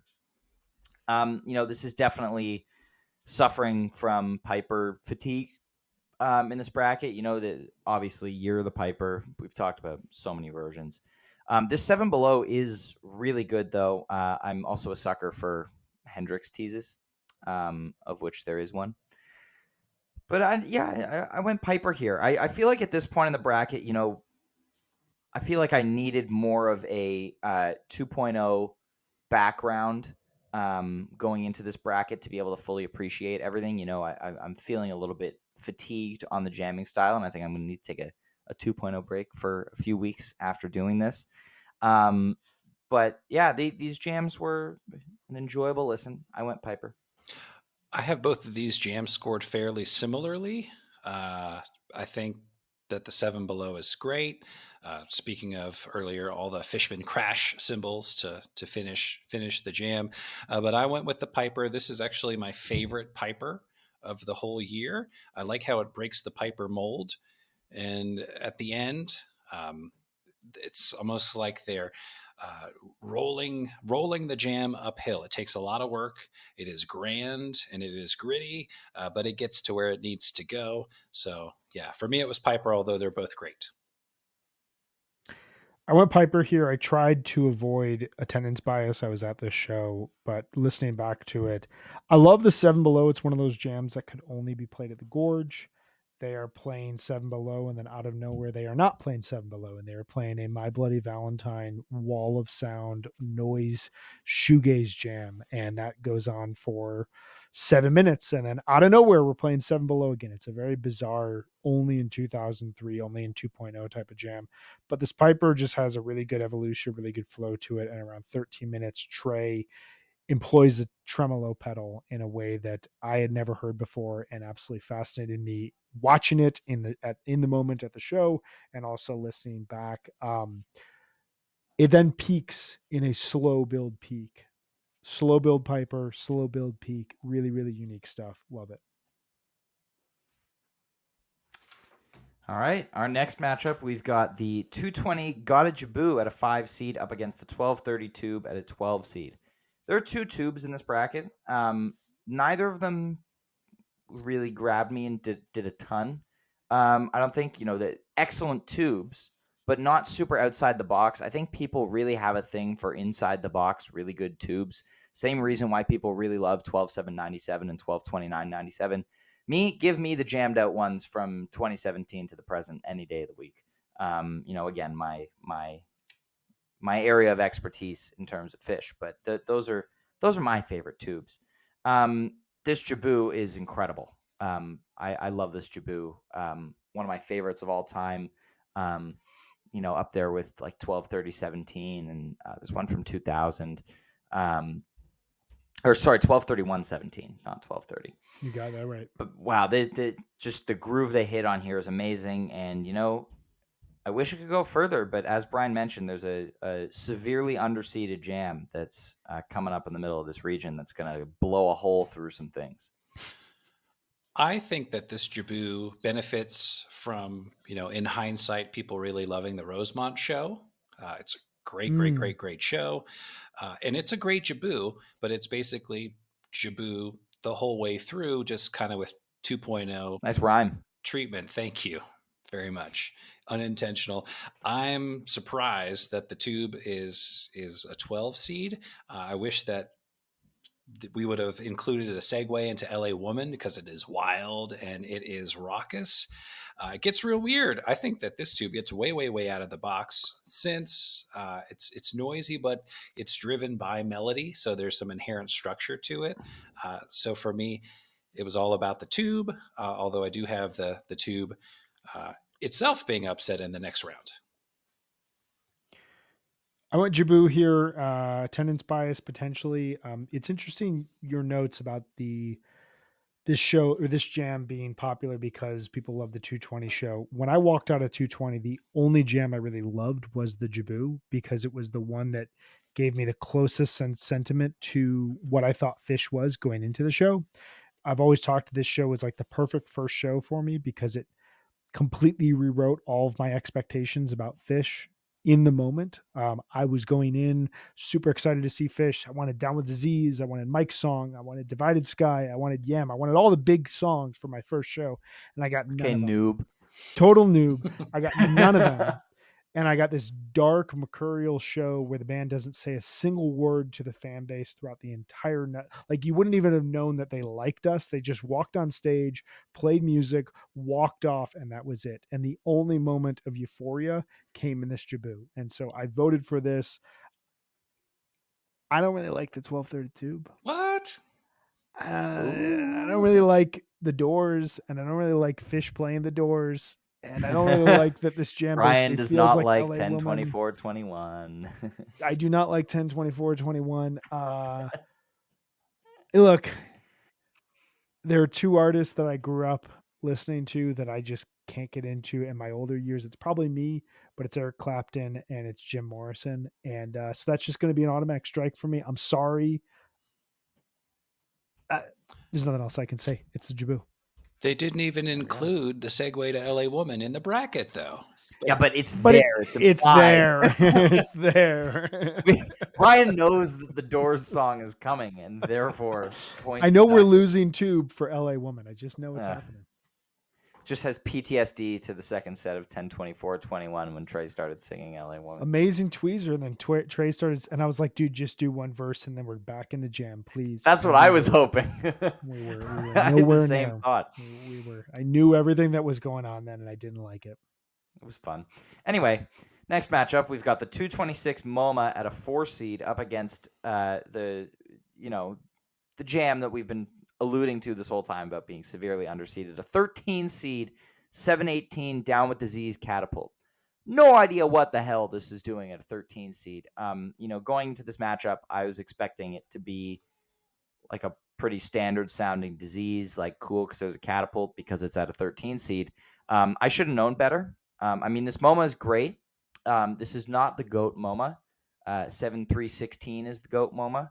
And anybody who says otherwise is just biased against the year of 2016, which is a valid bias to have. But 7316 is the GOAT MoMA. This Disease is absurd. Why is it a 13 seed? I don't know. This is probably one of my favorite jams of the entire bracket. I do have it losing to the Mr. Completely, which I do rank a little bit above it. But man, I wish this was like a 2 or a 3 seed. Like that. I don't know why it's so low. There's I feel like there's 1 or 2 jams on every bracket that ends up like this. Like there was one, obviously Dick's 2021 had like some of the really high profile jams like the Carini and the Simple Catapult. But then there was the 20-minute Chalk Dust from the first night of that run that ended up as a 14 seed in the bracket, which is absurd. Like there's always something like that just gets kind of forgotten about and swept under the rug. And this one, I don't know what they were thinking 8 years ago on Phish.net, but this is not the right spot for this jam. They weren't thinking. That's the problem. I have the problem. I have this Disease as my 9th favorite jam of the bracket. So yeah, woefully underseeded.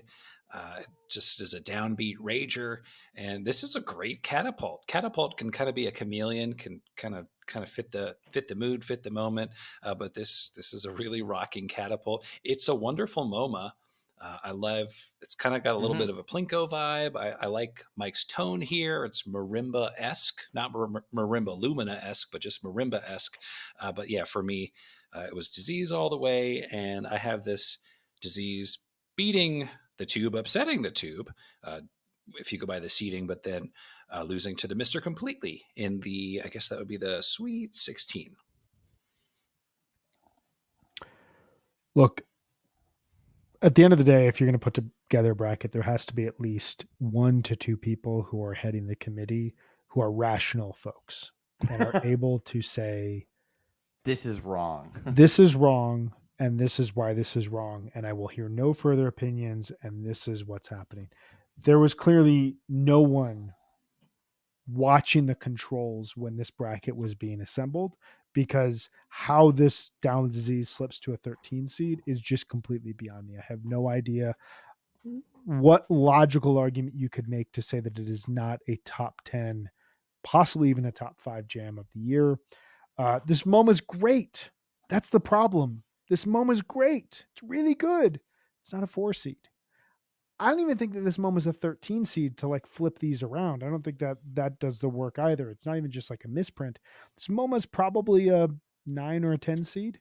it's not gonna be the best jam that you hear, but it really finds a unique, cool subsection of MoMA that delivers a lot on re-listen, surprises you if it's the first time you've ever heard it, and is the kind of jam that like you'd throw on when someone was like, "Hey, give me a off the cuff Phish jam that you recommend I listen to that may kind of shock me." You throw this to a friend and they're like, "Shit, that was really good. How have I not heard that in however Groovy. many years?" This disease, though, it's one of the best down diseases that ever been played. Full stop. I don't know what that list looks like. Is that 20 jams? Is that 50 jams? It's one of the best. Whatever that list is of best down with disease, this is on that list. It grooves. It's thematic. It touches on Psycho Killer at times. It is a fluid segue into one of the best catapults that the band has ever played. It is one of the only melodic and musical catapults. It's there with Dick's 2021. It's there with Big Cypress. It's there with the best catapults that have ever been played. This is an amazing jam. I have it beating the Jaboo in the next round. I have it beating the Mr. Completely in the Sweet 16. Whoa. Until it loses to the Bathtub Gin in I shouldn't say that. Until it loses to the 2 seed. Spoiler alert. Spoiler alert. Dare Spoiler you, Brian? This down disease rules. I don't know how it's ranked this low. I'm sorry to everyone who overlooked it because of its ranking. Please, please, please go pause the podcast right now. Brian, Listen to this Brian down is disease sorry. and come back. Brian is sorry for you because you didn't rank it higher. Make no mistake. That's what that is. Yeah, that's a good point. I think this disease and in the Anastasio bracket, the Miami Gym, and the Deer Creek Melt are the 3 like woeful underseeds of this whole rotten affair. Our next matchup, we've got the 225 Theme from the Bottom at a 6 seed up against the 221 Mike Song Free at an 11 seed. They loved including segues into Free in this bracket. Right, it's very strange. Like, it's cool. I love this theme so much. I was really turned on to it a year ago at this time, actually, when I did a couple weeks of road tripping with Jake Silko, going to some Goose shows, and that was a big 2.0 education for me because Jake loves him some 2.0, and we listened to this theme numerous times. Shout out to Jake. That is good taste, yes. Jake. And your pictures are amazing too, sir. It's true. They are. I want to elevate Jake as one of the more preeminent members of the Phish community. That dude is always listening and posting jams, and he's listening to good stuff. So yeah. He knows his shit. Yeah, it got you listening to 2.0 on 2.0. Goose Tour. I mean, that must have been difficult. Well, we were flipping back and forth. It was much easier to convince him to put Goose back on than it was to listen to 3.0 for a few hours. So, but this theme is incredible. This is up there with 11, 2, 13, with my favorite themes of all time. If you are somebody that is not familiar with the 11, 2, 13 theme, go listen to it because it is amazing. Funky. That was the era of the perfect page clav tone, kind of 2013 to 2014. Just, it sounds so good. But I'll get on a tangent there. Theme easily takes this matchup for me, but doesn't go any further. I have Theme winning this. I don't think that this Mike Song or Free deserves to be on this bracket either. I think it's kind of there because it's the last big Mike Song jam prior to Nashville 2015. As you noted, Justin, the segue to Free it's a segue to Free. Easy. It's a segue to Free. This theme from the bottom is really fascinating. I want to second your call for people to listen to the 11-2 2013 version that is overlooked. That last show of AC so 2013 good. is really overlooked. But yeah, this is really, really good stuff. I think I'm familiar with that one because I was 13 years old, and that was a show that my parents let me webcast the first set of. Nice. Then it was bedtime. That's kind of like how I live my life as a 42-year-old man. So I think I'm going to cite attendance unbias here. I saw this theme. This was one of the highlights of this February 25th show in Philly at the Spectrum. Great theme. I really like it. To me, though, it was always a good jam that people think is a great jam, and I could just never quite get there with it. Maybe I just listened to it too many times, and it wore out its welcome. So I'm actually, even though it's not a masterpiece of a Mike's into Free, this is actually like a decent segue to me, because it gets organically kind of noisy. And at least it's like messy, and we get into Free, and the Free itself is kind of sloppy before they pull it together. So Right. I'm not, going to church for the Mikes into the Free from Cincinnati, but it was kind of a draw here, and I'm just being petulant. So I went with Mikes, and then I have it losing in the next round. There we go. All right. Next up, we've got the 8-3 Chalk Dust at a 3 seed up against the 12-31 O2 Piper at a 14 seed. I mean, this Piper is an incredible statement to start off the era. First show in over 2 years, and they come out with this really, really awesome jam. But it can't stand up against the Chalk Dust. This thing is massive. I love it. One of the best Chalk Dusts of all time, for sure. I'll take this one over Camden 99. No, maybe I won't. I'm just trying to say that so I can keep being on the everything is better than Camden 99 chat. If you want to hear Justin and I argue about that one, the first ever episode of We Move Through Stormy Weather, we go that one against the Baker's Dozen version. I think I win. Do you? Obviously, a summary of that podcast is me saying, no, the Camden Chalk Dust is amazing. There's like 3 perfect minutes in the middle of the jam. And then me saying that the Baker's Dozen version is better. And then I think we just said, who's to say who really won? Well, I will decide this argument right here. I was present for the Baker's Dozen Chalk Dust. It is one of my favorite musical moments ever. It is the start of the second weekend of the Baker's Dozen, where it felt as though, as the band was peaking, the entire audience was going, we're here for like another 10 days. Holy shit. What else is going to happen?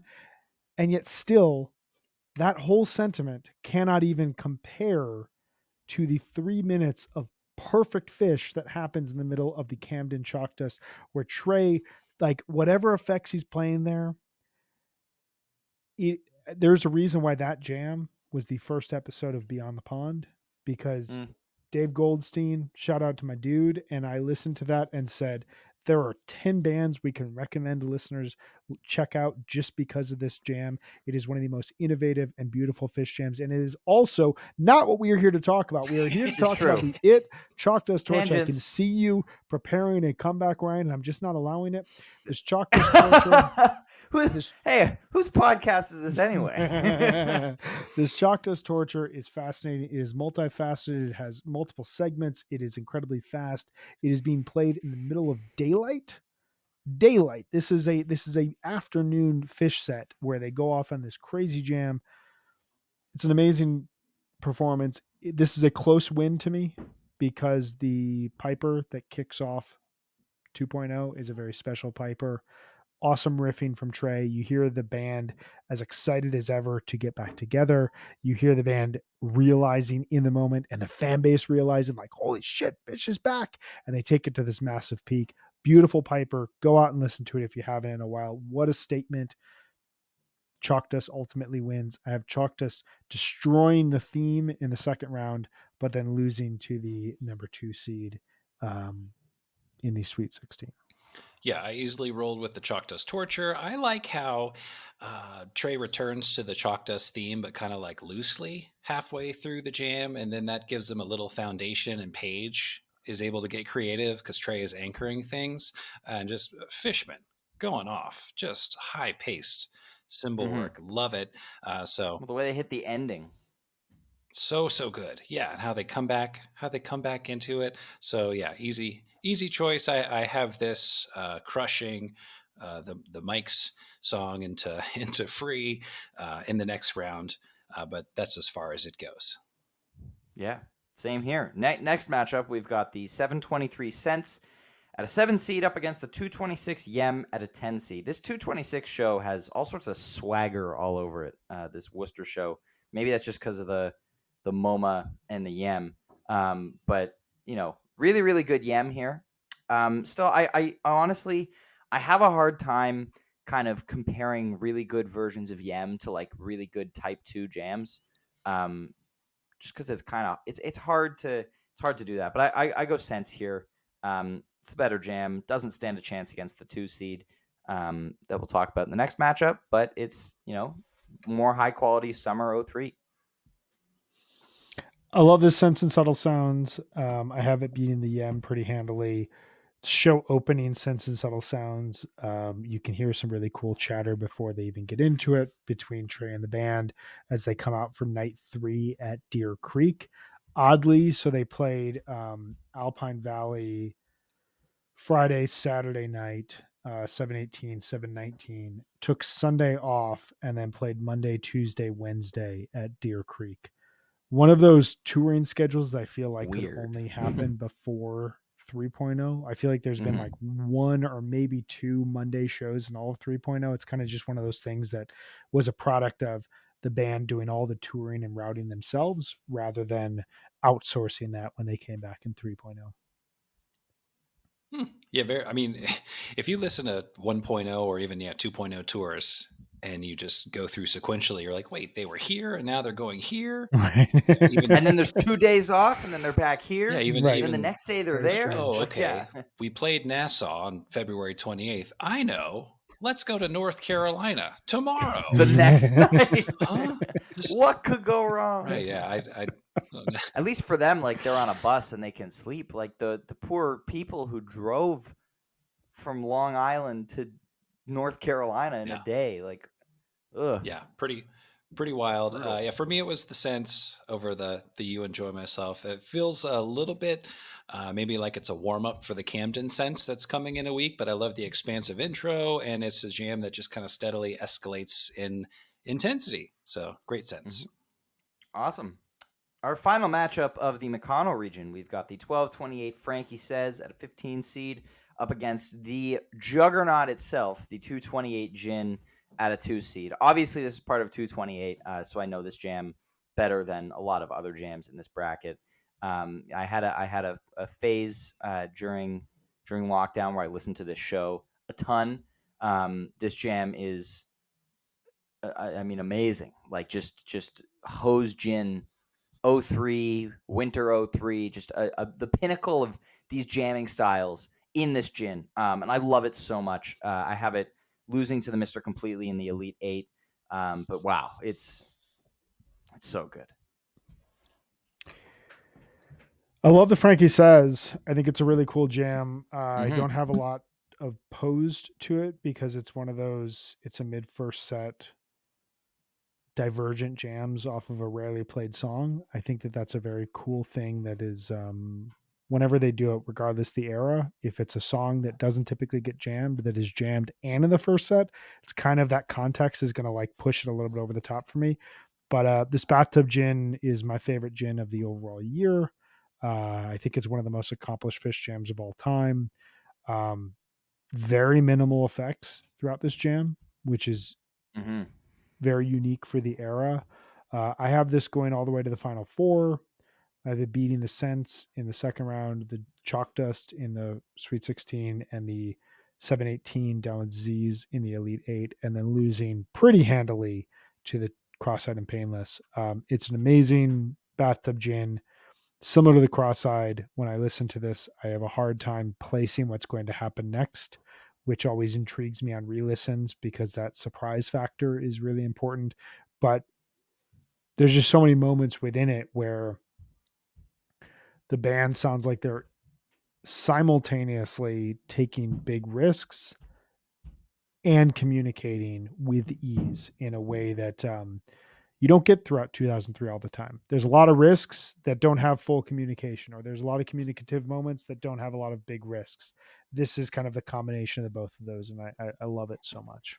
It is a really nice Frankie Says. And to your point, Brian, about mid-set one kind of unexpected explorations, I want to cite a jam that I don't think made the jam chart and or the bracket, and that would be the Vegas 216 Round Room that gets stretched out and precedes the Golden Lady, which I'd love for Phish to bring back. But for me, yeah, it's all about the Sense. It's classic. This ends up wonderful jam. It ends up being my second favorite gin of the year. We'll talk about why in the next region, but I have the gin going all the way to the Elite 8, and I do have the Mr. Completely beating it. There's a really cool moment about 15 minutes into this Nassau gin where Paige goes from clav to piano, around 15 minutes, and it's just it's just a really cool moment. It kind of redirects the feel of the jam for the last 5 or 6 minutes. But great gin, also a really good Frankie Says. Awesome. And now we move into our final region of the bracket. After many hours of talking about the other three, we've got the Fishman region, and we're going to start it off with something that we said before was going to take a long time to talk about because it's a really, really, really long jam, and that's the 46 Days at a 1 seed up against an Antelope, because why not? The 221 Antelope at a 16 seed. I mean, the 46 Days, I don't care for this jam very much. It's really long and really 2.0, and it's just kind of like noise for a lot of it to me. And there's a lot more compelling improv from them, and I just feel like it's a kind of a waste of 40 minutes to do this. I can already hear people getting their pitchforks and torches out to come for me on the internet, and I look forward to it. But anyway, I'll hear your counter arguments now. Ryan, I love you, but I hate everything that you just said. This is Thank you very much. Before you criticize something, you've got to wait until we do the 97 bracket and I start calling those jams boring and formulaic. Oh boy, you'll really have to, go undercover. So this is one of my 4 Rushmore jams of the year. This ended up being my favorite jam of the year, and sort of broad 30,000 foot above the ground perspective. It's 2003. We are getting out there in tones. We are going into sludgy territory where we don't know where we're going to end up. If this jam doesn't embody that ethos, I don't know what does. Brian, I know you love the waves, and I was a little hesitant about the waves, but if you can appreciate the waves, to me, it makes sense that this 46 days would be kind of like a more coherent, a longer extrapolation of that theory. So it's a sonic adventure. It is at times grating. It is at times like at 15 minutes, Trey and Paige are playing effects that are genuinely like a little freaky and a little frightening. I just love how it buzzes and pulsates, and Mike and Phish build the slow motion groove in the second half of the jam, finishes with a little rock vibe from Trey and some B3 flourishes. It's a little bluesy. I listened to this jam many times. It's been a long time since I've listened to this, but the last couple of weeks have really hit it hard. And I listened to it as loud as possible in my car on a day where I was having a tough day, and this was the perfect soundtrack. It is aggressive. It is adventurous. Like I said, this is 2003 in a nutshell to me. So I'm rolling with 46 days all the way through the bracket, all the way to the top. Wow. Wait until, I mean, you guys know, but wait until the people listening, if anybody's still listening at this point in the episode, wait until they hear what I have it losing to. So before you embarrass yourself any further by telling us what you have it losing to, I think you both make really good points. I don't think you're wrong, Ryan. It is an incredibly challenging jam to listen to. It is at times motionless. It is at other times almost against the principle of consumerism in music, which, let's be real, like Phish is not just playing music for us because they want to. They're paying music because they can charge a large amount of money for us to go and see them play music. And certain times they will play in a manner that is almost like, hey, you're kind of fucking with us right now. We paid you money to like really do something mind-blowing. You paid us. You paid us. But part of what we pay them for is that challenge. And no jam from this year better exemplifies that challenge accepted like this 46 days. And with that doesn't just come the freedom to just play for 40 minutes because, hey, we're just going to play for 40 minutes. It is the band on stage challenging themselves to play almost nothing, pushing that idea out as far as it goes until they are so far removed from whatever the song was that they started with, and they stumble upon absolute brilliance.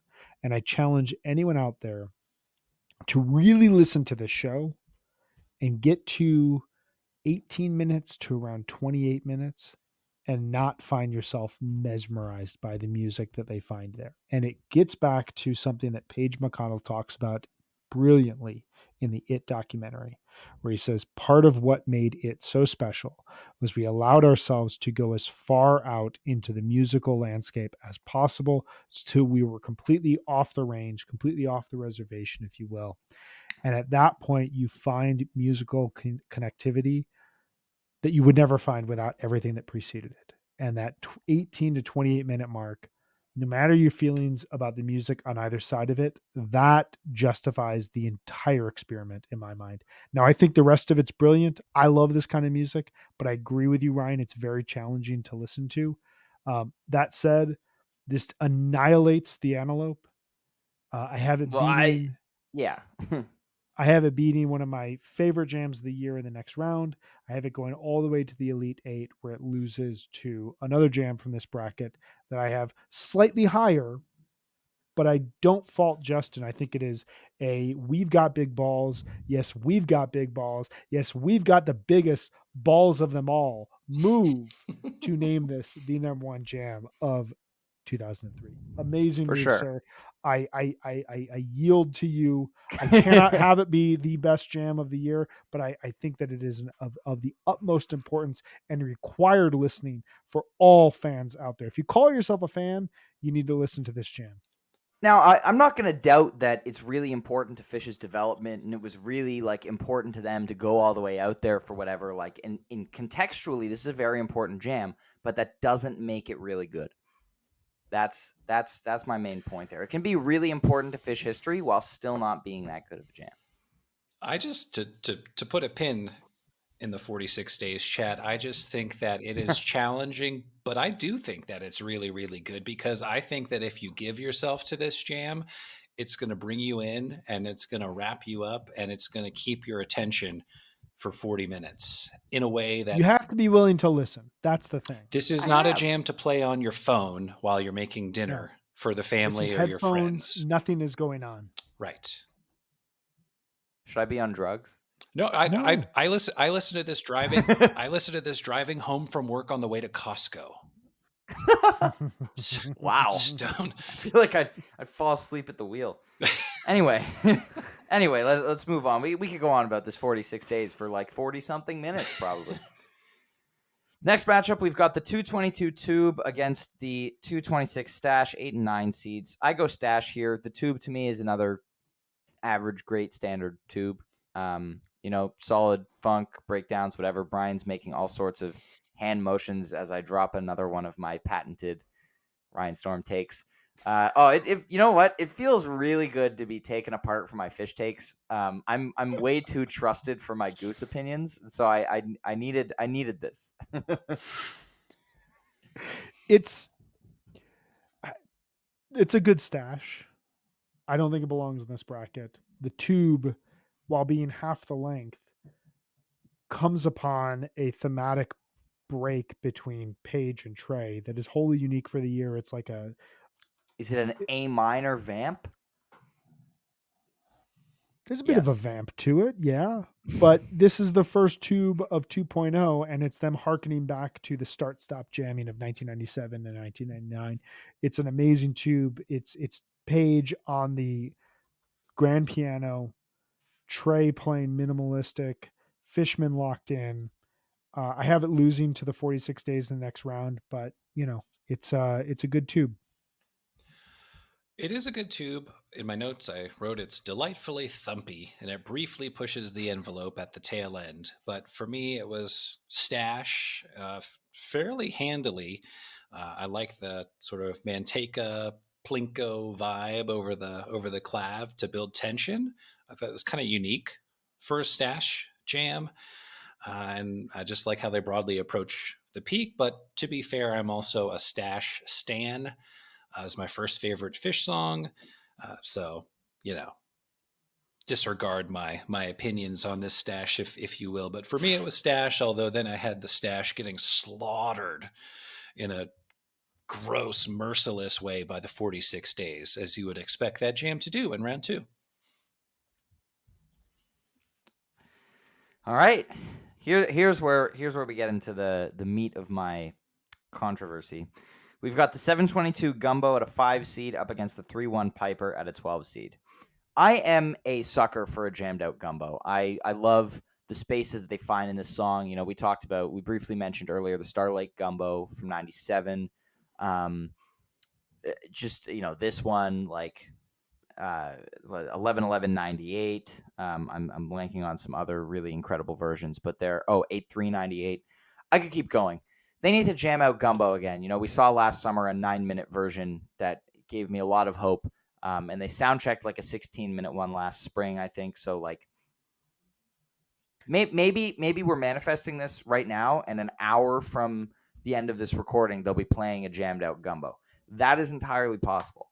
But the first time I heard this Gumbo, I was absolutely floored, in love immediately. This I have beating the 46 days. I love it so much. That may be wrong, but I don't really care. I love this Gumbo. I want appreciate them to jam it out. You so be you, badly. My man. Yeah, I appreciate that. Thank you. I think this Gumbo is a perfect jam. And I think that this is where the differentiation between our ways of hearing 2.0 comes. And I'm fascinated by the way that you hear it, because it's in the past for you, where this is the first present Phish for me. It was the first Phish that, like, I wasn't collecting the best shows and then hearing all the rest. It was, right. I was hearing everything as it was happening. And so I have a take on 2.0 that, like, you let the band do what they needed to do. And the Gumbo is, it runs against that mind frame. They find a brilliant idea, they move forward with that brilliant idea, they peak that brilliant idea, and that's the jam. And so I have this Gumbo winning. I have this Gumbo winning in the next round as well. I have it ultimately losing in a very close matchup to the 46 days, because of the 46 days being the thesis jam in a lot of cases for the era. But everything you said about this Gumbo is accurate. It is a perfect jam. It is up there with that Cross-Eyed and Painless. It is up there with the Down with Disease. It is up there with a number of jams that we've talked about here. The Bathtub Gin, the Yomar. It doesn't have a bad note. There's not one moment in the jam that you're like, I would replace that measure, and the rest of it is perfect. This is improvisation meets composition in an absolutely brilliant way that almost no other band can do the way that Phish can. I also love the Gumbo. That is very well said. And this is an interesting little corner of this region. I mean, I obviously love the 46 days. I really love this Gumbo. We'll talk about a jam in the next round that I really, really love. But I appreciate how Mike kind of goes atonal early, and then Paige and Trey kind of play an upbeat little stretch as a counterpoint. And I like how it builds to a groove. Just a wonderful jam. To me, the Raleigh Piper, or no, Greensboro Piper, excuse me, it's cool, it's chill, it gets out there, but it feels like it's the last show of the tour, and we're kind of ready to go back home to Vermont. And they were in Long Island the night before? Yeah, it feels like we rode the bus. And I probably back then they were all on the same bus, and we rode from Long Island all the way to friggin' Greensboro, North Carolina. So this was one of my... Actually, this was the lowest ranked Piper of all the Pipers in this bracket for me. So, yeah, it's a Gumbo. It's a great Gumbo. All right. All right, I wanted to just double check the drive length there. If you left Nassau right now, okay, it's only a 9-hour drive, apparently. But that's like... That's still a lot. I posted something about that, and then people told me about, I forget what year it was, but there was like a Star Lake to Alpine Valley day-to-day combo at some Mhm. point. Yeah, That was that was about the 99, 723, 99 to 724, and then back to Deer Creek, where the uh, touring routing would have made sense to go from. Oh no, sorry, Lake. that was Columbus to. yeah, 'cause Maybe you're thinking of 2009 went Star Lake to Deer Creek to Alpine. I don't know. at I'm any blanking rate, on it. there have been a couple of other day-to-day tour stops that were about this far, but this is about as far as they get. Yeah, it's a lot. Next matchup, we've got the 222 Bathtub Gin at a 4 seed up against the 215 Ghost at a 13 seed. Both enjoyable jams. Overwhelming power of the gin wins here. Another Winter 03 juggernaut. This is my favorite gin of the year because I feel like it embraces the dirty, grimy kind of sound of the era. The Nassau gin is fantastic, but I love the Cincinnati gin. I have this as my 8th favorite jam of the bracket. So to me, this should be like a 2 seed or a 3 seed, I suppose. So I went with the gin, the Ghost, and this was someone had the sheet up in Vegas. You haven't played Ghost in a million days, and they played the Ghost, and it's solid, especially for not being played in a while. But to me, it was just I don't know. It was It's a more about the little moment. more about the moment and the context. It was a little leisurely to my ears, and I Mhm. just love this gin so much. Yeah, I think it's a good Ghost. It's a good return, but the gin does something that not a lot of bathtub gins have done, where it returns early to the bathtub gin theme and then dements and distorts that theme over like an 8 or 9 minute period in time. And it is the dedication to one idea. We can push as far out there as possible and see what happens. And we don't know where we're going, and you get that in this gin, and that is something that makes this whole year so special. I have this gin just slightly behind. I think the top 3 gins of the year are 228, 79, and 222, but I think that those 3 are basically 1A, 1B. It's a very, very close matchup. It's a Mhm. high batting average year at the peak moments for gin. All right. Next matchup, we've got the 1229 Piper at a 6 seed up against the 723 Sneakin' Sally at an 11 seed. I went Sally here. Definitely suffering from some Piper fatigue at this point in my listening of this bracket. But man, this Sally just digs in. That special brand of 2.0 funk, when they got into it, they got into it, and that's part of it is like the grime of the sound and Trey's tone and just how everything was going and how locked in Mike and Phish were. But this Sally is great. It doesn't make it past the second round, but wins this matchup. Yeah, I think the Sally is appropriately seated at 11. I love Mike's tone. You mentioned Trey's tone. I think Mike sounds wonderful. Great groove. It's kind of mid tempo.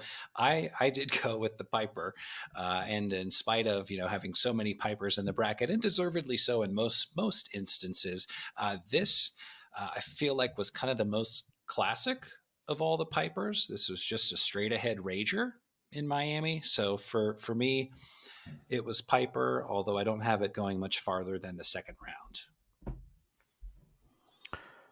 Yeah, I have Piper winning here. I love the Sally. I love the groove of Sally, the first Sally of 2.0.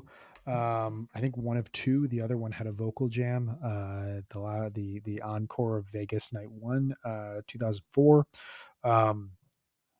This Piper, as you said, it doesn't do anything super special, but what it does really well. It's very economical. It is we're 2 nights ahead of Phish being around for 1 year at this point in time, back in 2.0 for 1 year, and they open up with Piper the same way that they did on 1231. It would have been too symmetrical to open 1231 2003 with Piper, so just do it a couple nights earlier, and it has this amazing peak in a very, very similar fashion as the 1231-02 version. I love it, but ultimately have it losing in the next round. Our next matchup, third to last matchup of the bracket. We've got the 227 below at a 3 seed up against the 1230 Gin 2001 at a 14 seed. I went Seven Below here. I felt this was like another one where they were like, let's string 2 songs together, and it will be way better than if they were on their own. Seven Below is the stronger jam to me. My having 2 songs together bias aside, Seven Below is better. Yeah, totally agree. I went Seven Below. Of the Rosemont jams, I like the Tweezer the most, and then the Seven Below the second most. And the reason why is because they ride the Seven Below groove, but they get into new territory and it gets kind of dark and it gets kind of spacey, but economically so. And there's just a very crisp return back into the form of the song by Mike. Apparently in 2003, I didn't realize this till we were doing all this bracket listening. There are several jams where it's Mike who brings things home in like a very on a dime sort of a way. He was aggressive. Yeah, he was out there. So, and I have the Seven Below easily cruising past the Miami Piper into the Sweet 16. Seven Below all the way for me. You make a really astute point, Ryan, and I want to ask you a question. So, you said, let's put a jam in there with another song just because together they're better than they would have been separate.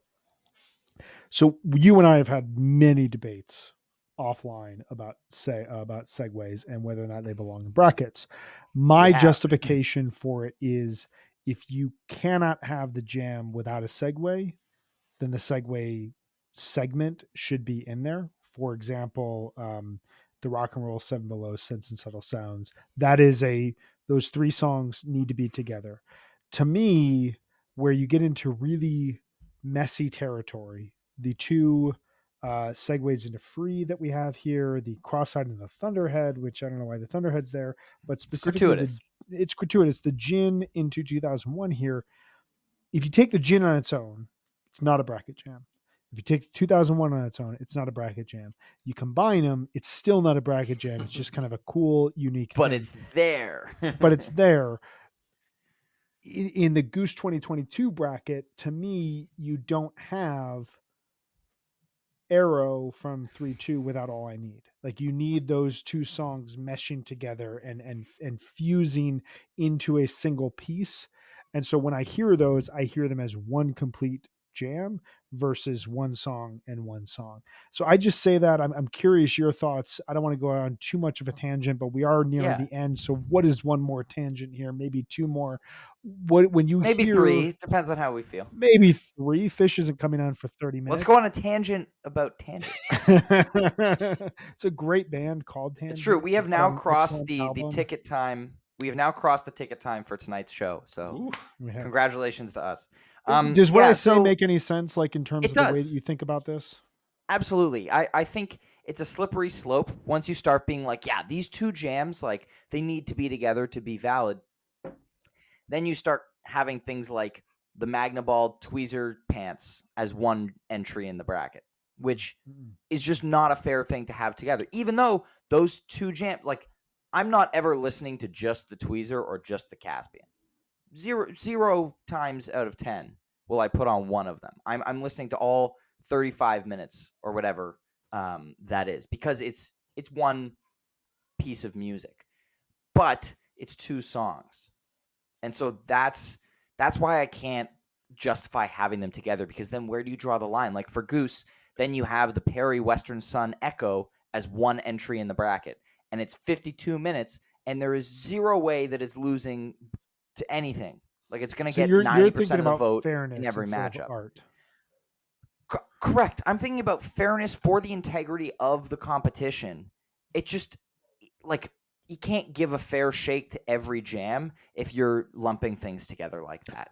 And so that's why I'll allow something like Catapult, because Catapult is the lyrics. It's Catapult never going to be on its its own over any piece of music, or they could do it on its own. They could open a set with Catapult and then jam for 20 minutes, and it would be Catapult. Good idea. They should do that tonight. That's a really good idea.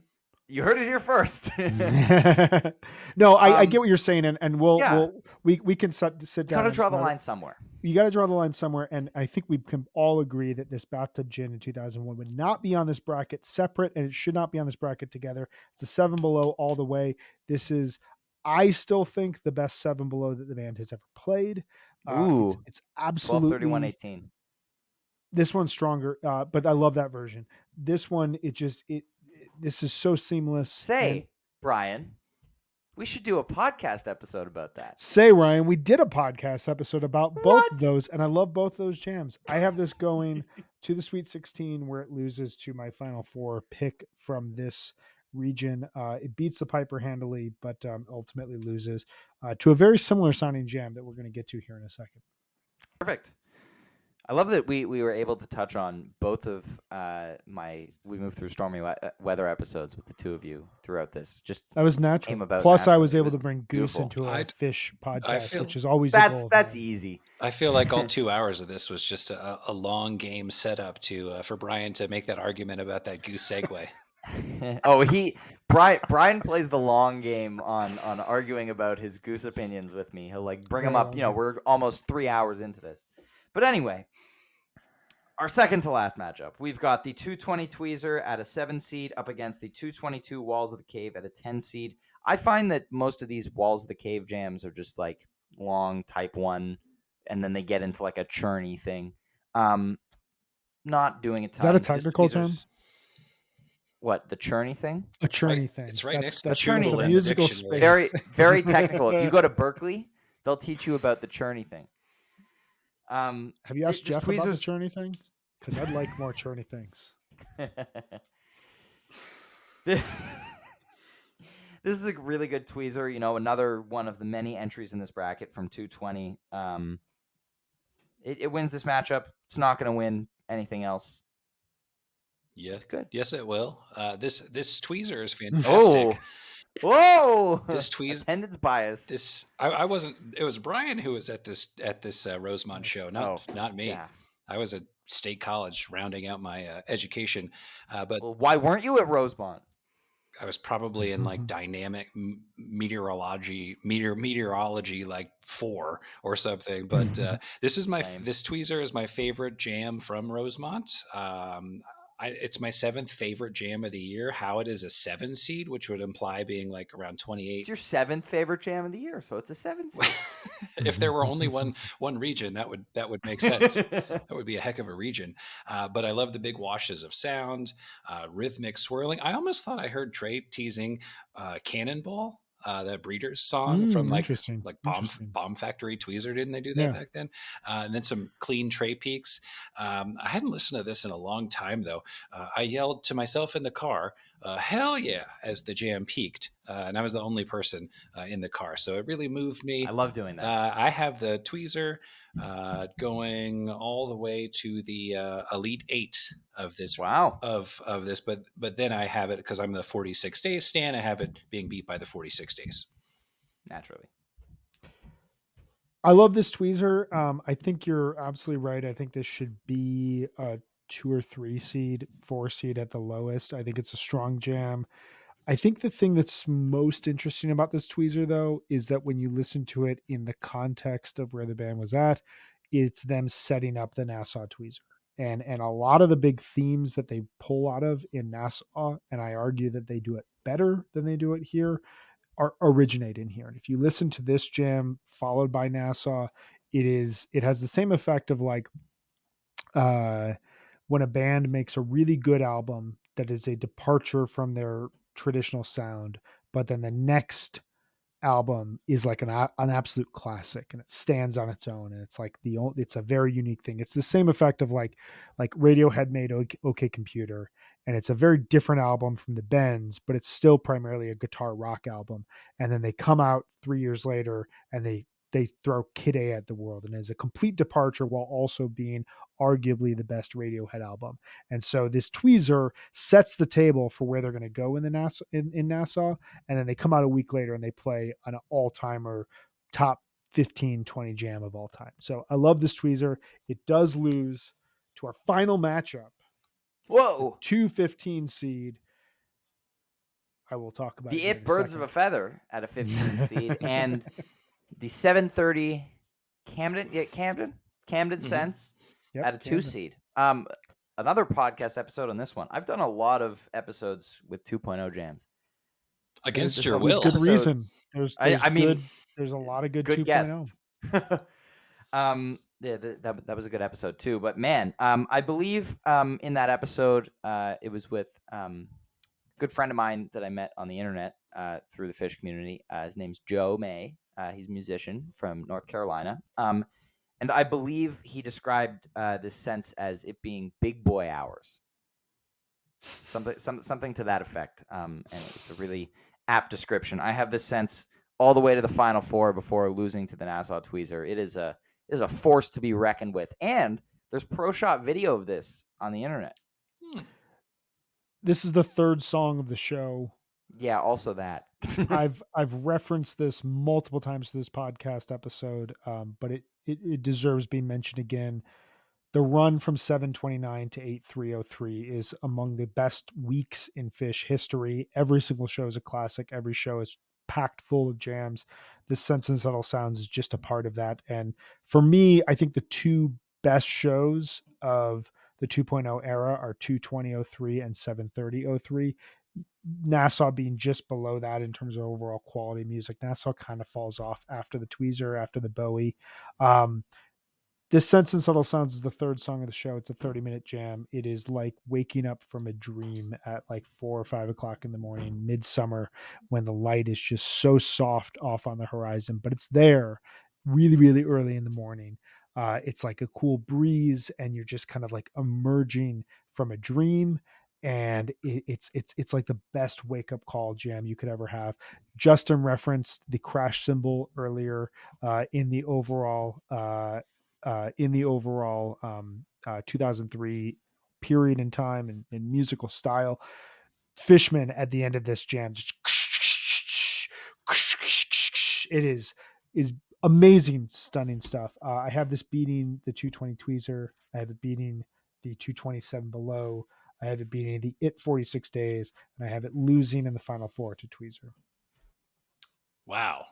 I feel like we really have, I mean, we all agree this is a great sense. This jam reminds me of just like how much effort it takes. It feels like we are getting a jumbo jet off the runway. Like this doesn't just happen effortlessly. It takes work, and I can almost kind of hear that work early in the jam. But it turns effortless as they just follow Fishman. So I love this sense. This is my 11th favorite jam of this bracket, but like I said, I actually have it being just narrowly beaten by the Tweezer, and then I have the 46 Days coming out of this bracket or out of this region. And ladies and gentlemen, that will do it for this. Did we do it? 2003 Oof. Jam of the Year bracket. We did do it, and Phish is minutes away from taking the stage for the show tonight, so could not have happened at a better time. But gentlemen, it has been an absolute pleasure deep diving on another year with the two of you. I look forward to many more of these in the future. Obviously, we mentioned 2018 will be up next, which I am very much looking forward to. It's always fun. Love talking Phish with you guys. And Ryan, I think not only with all this 2003 listening, did we put more hair on your chest? You're probably going to have hair coming out of like your eyeballs after all of this intense 2.0 jamming. It was a good growth episode for all of us as we dug in our heels, we dug our trenches, we looked at each other from opposing, we took a few shots. Overall, I think that we agree 2003, a very challenging and very strong year of Phish, containing some of their best jams. I can't wait to do this again with you guys. What are we doing next? 2018? 2018, baby. One of the best years of Phish history. Let's do it. We'll see about that. It's got some very interesting we'll save that stuff, for the next episode. Let's cool it down a little bit over there. We'll save that. We're gonna go watch a Phish concert happen now. Or two of us are. Justin's gonna go to bed. It's about time. That's fair. Soon. All right. Well, thank you guys so much, and thank you anybody who's still listening at this point in the episode. Thank you for listening to this episode of We Move Through Stormy Weather. Have a fantastic day, and I will see you next time.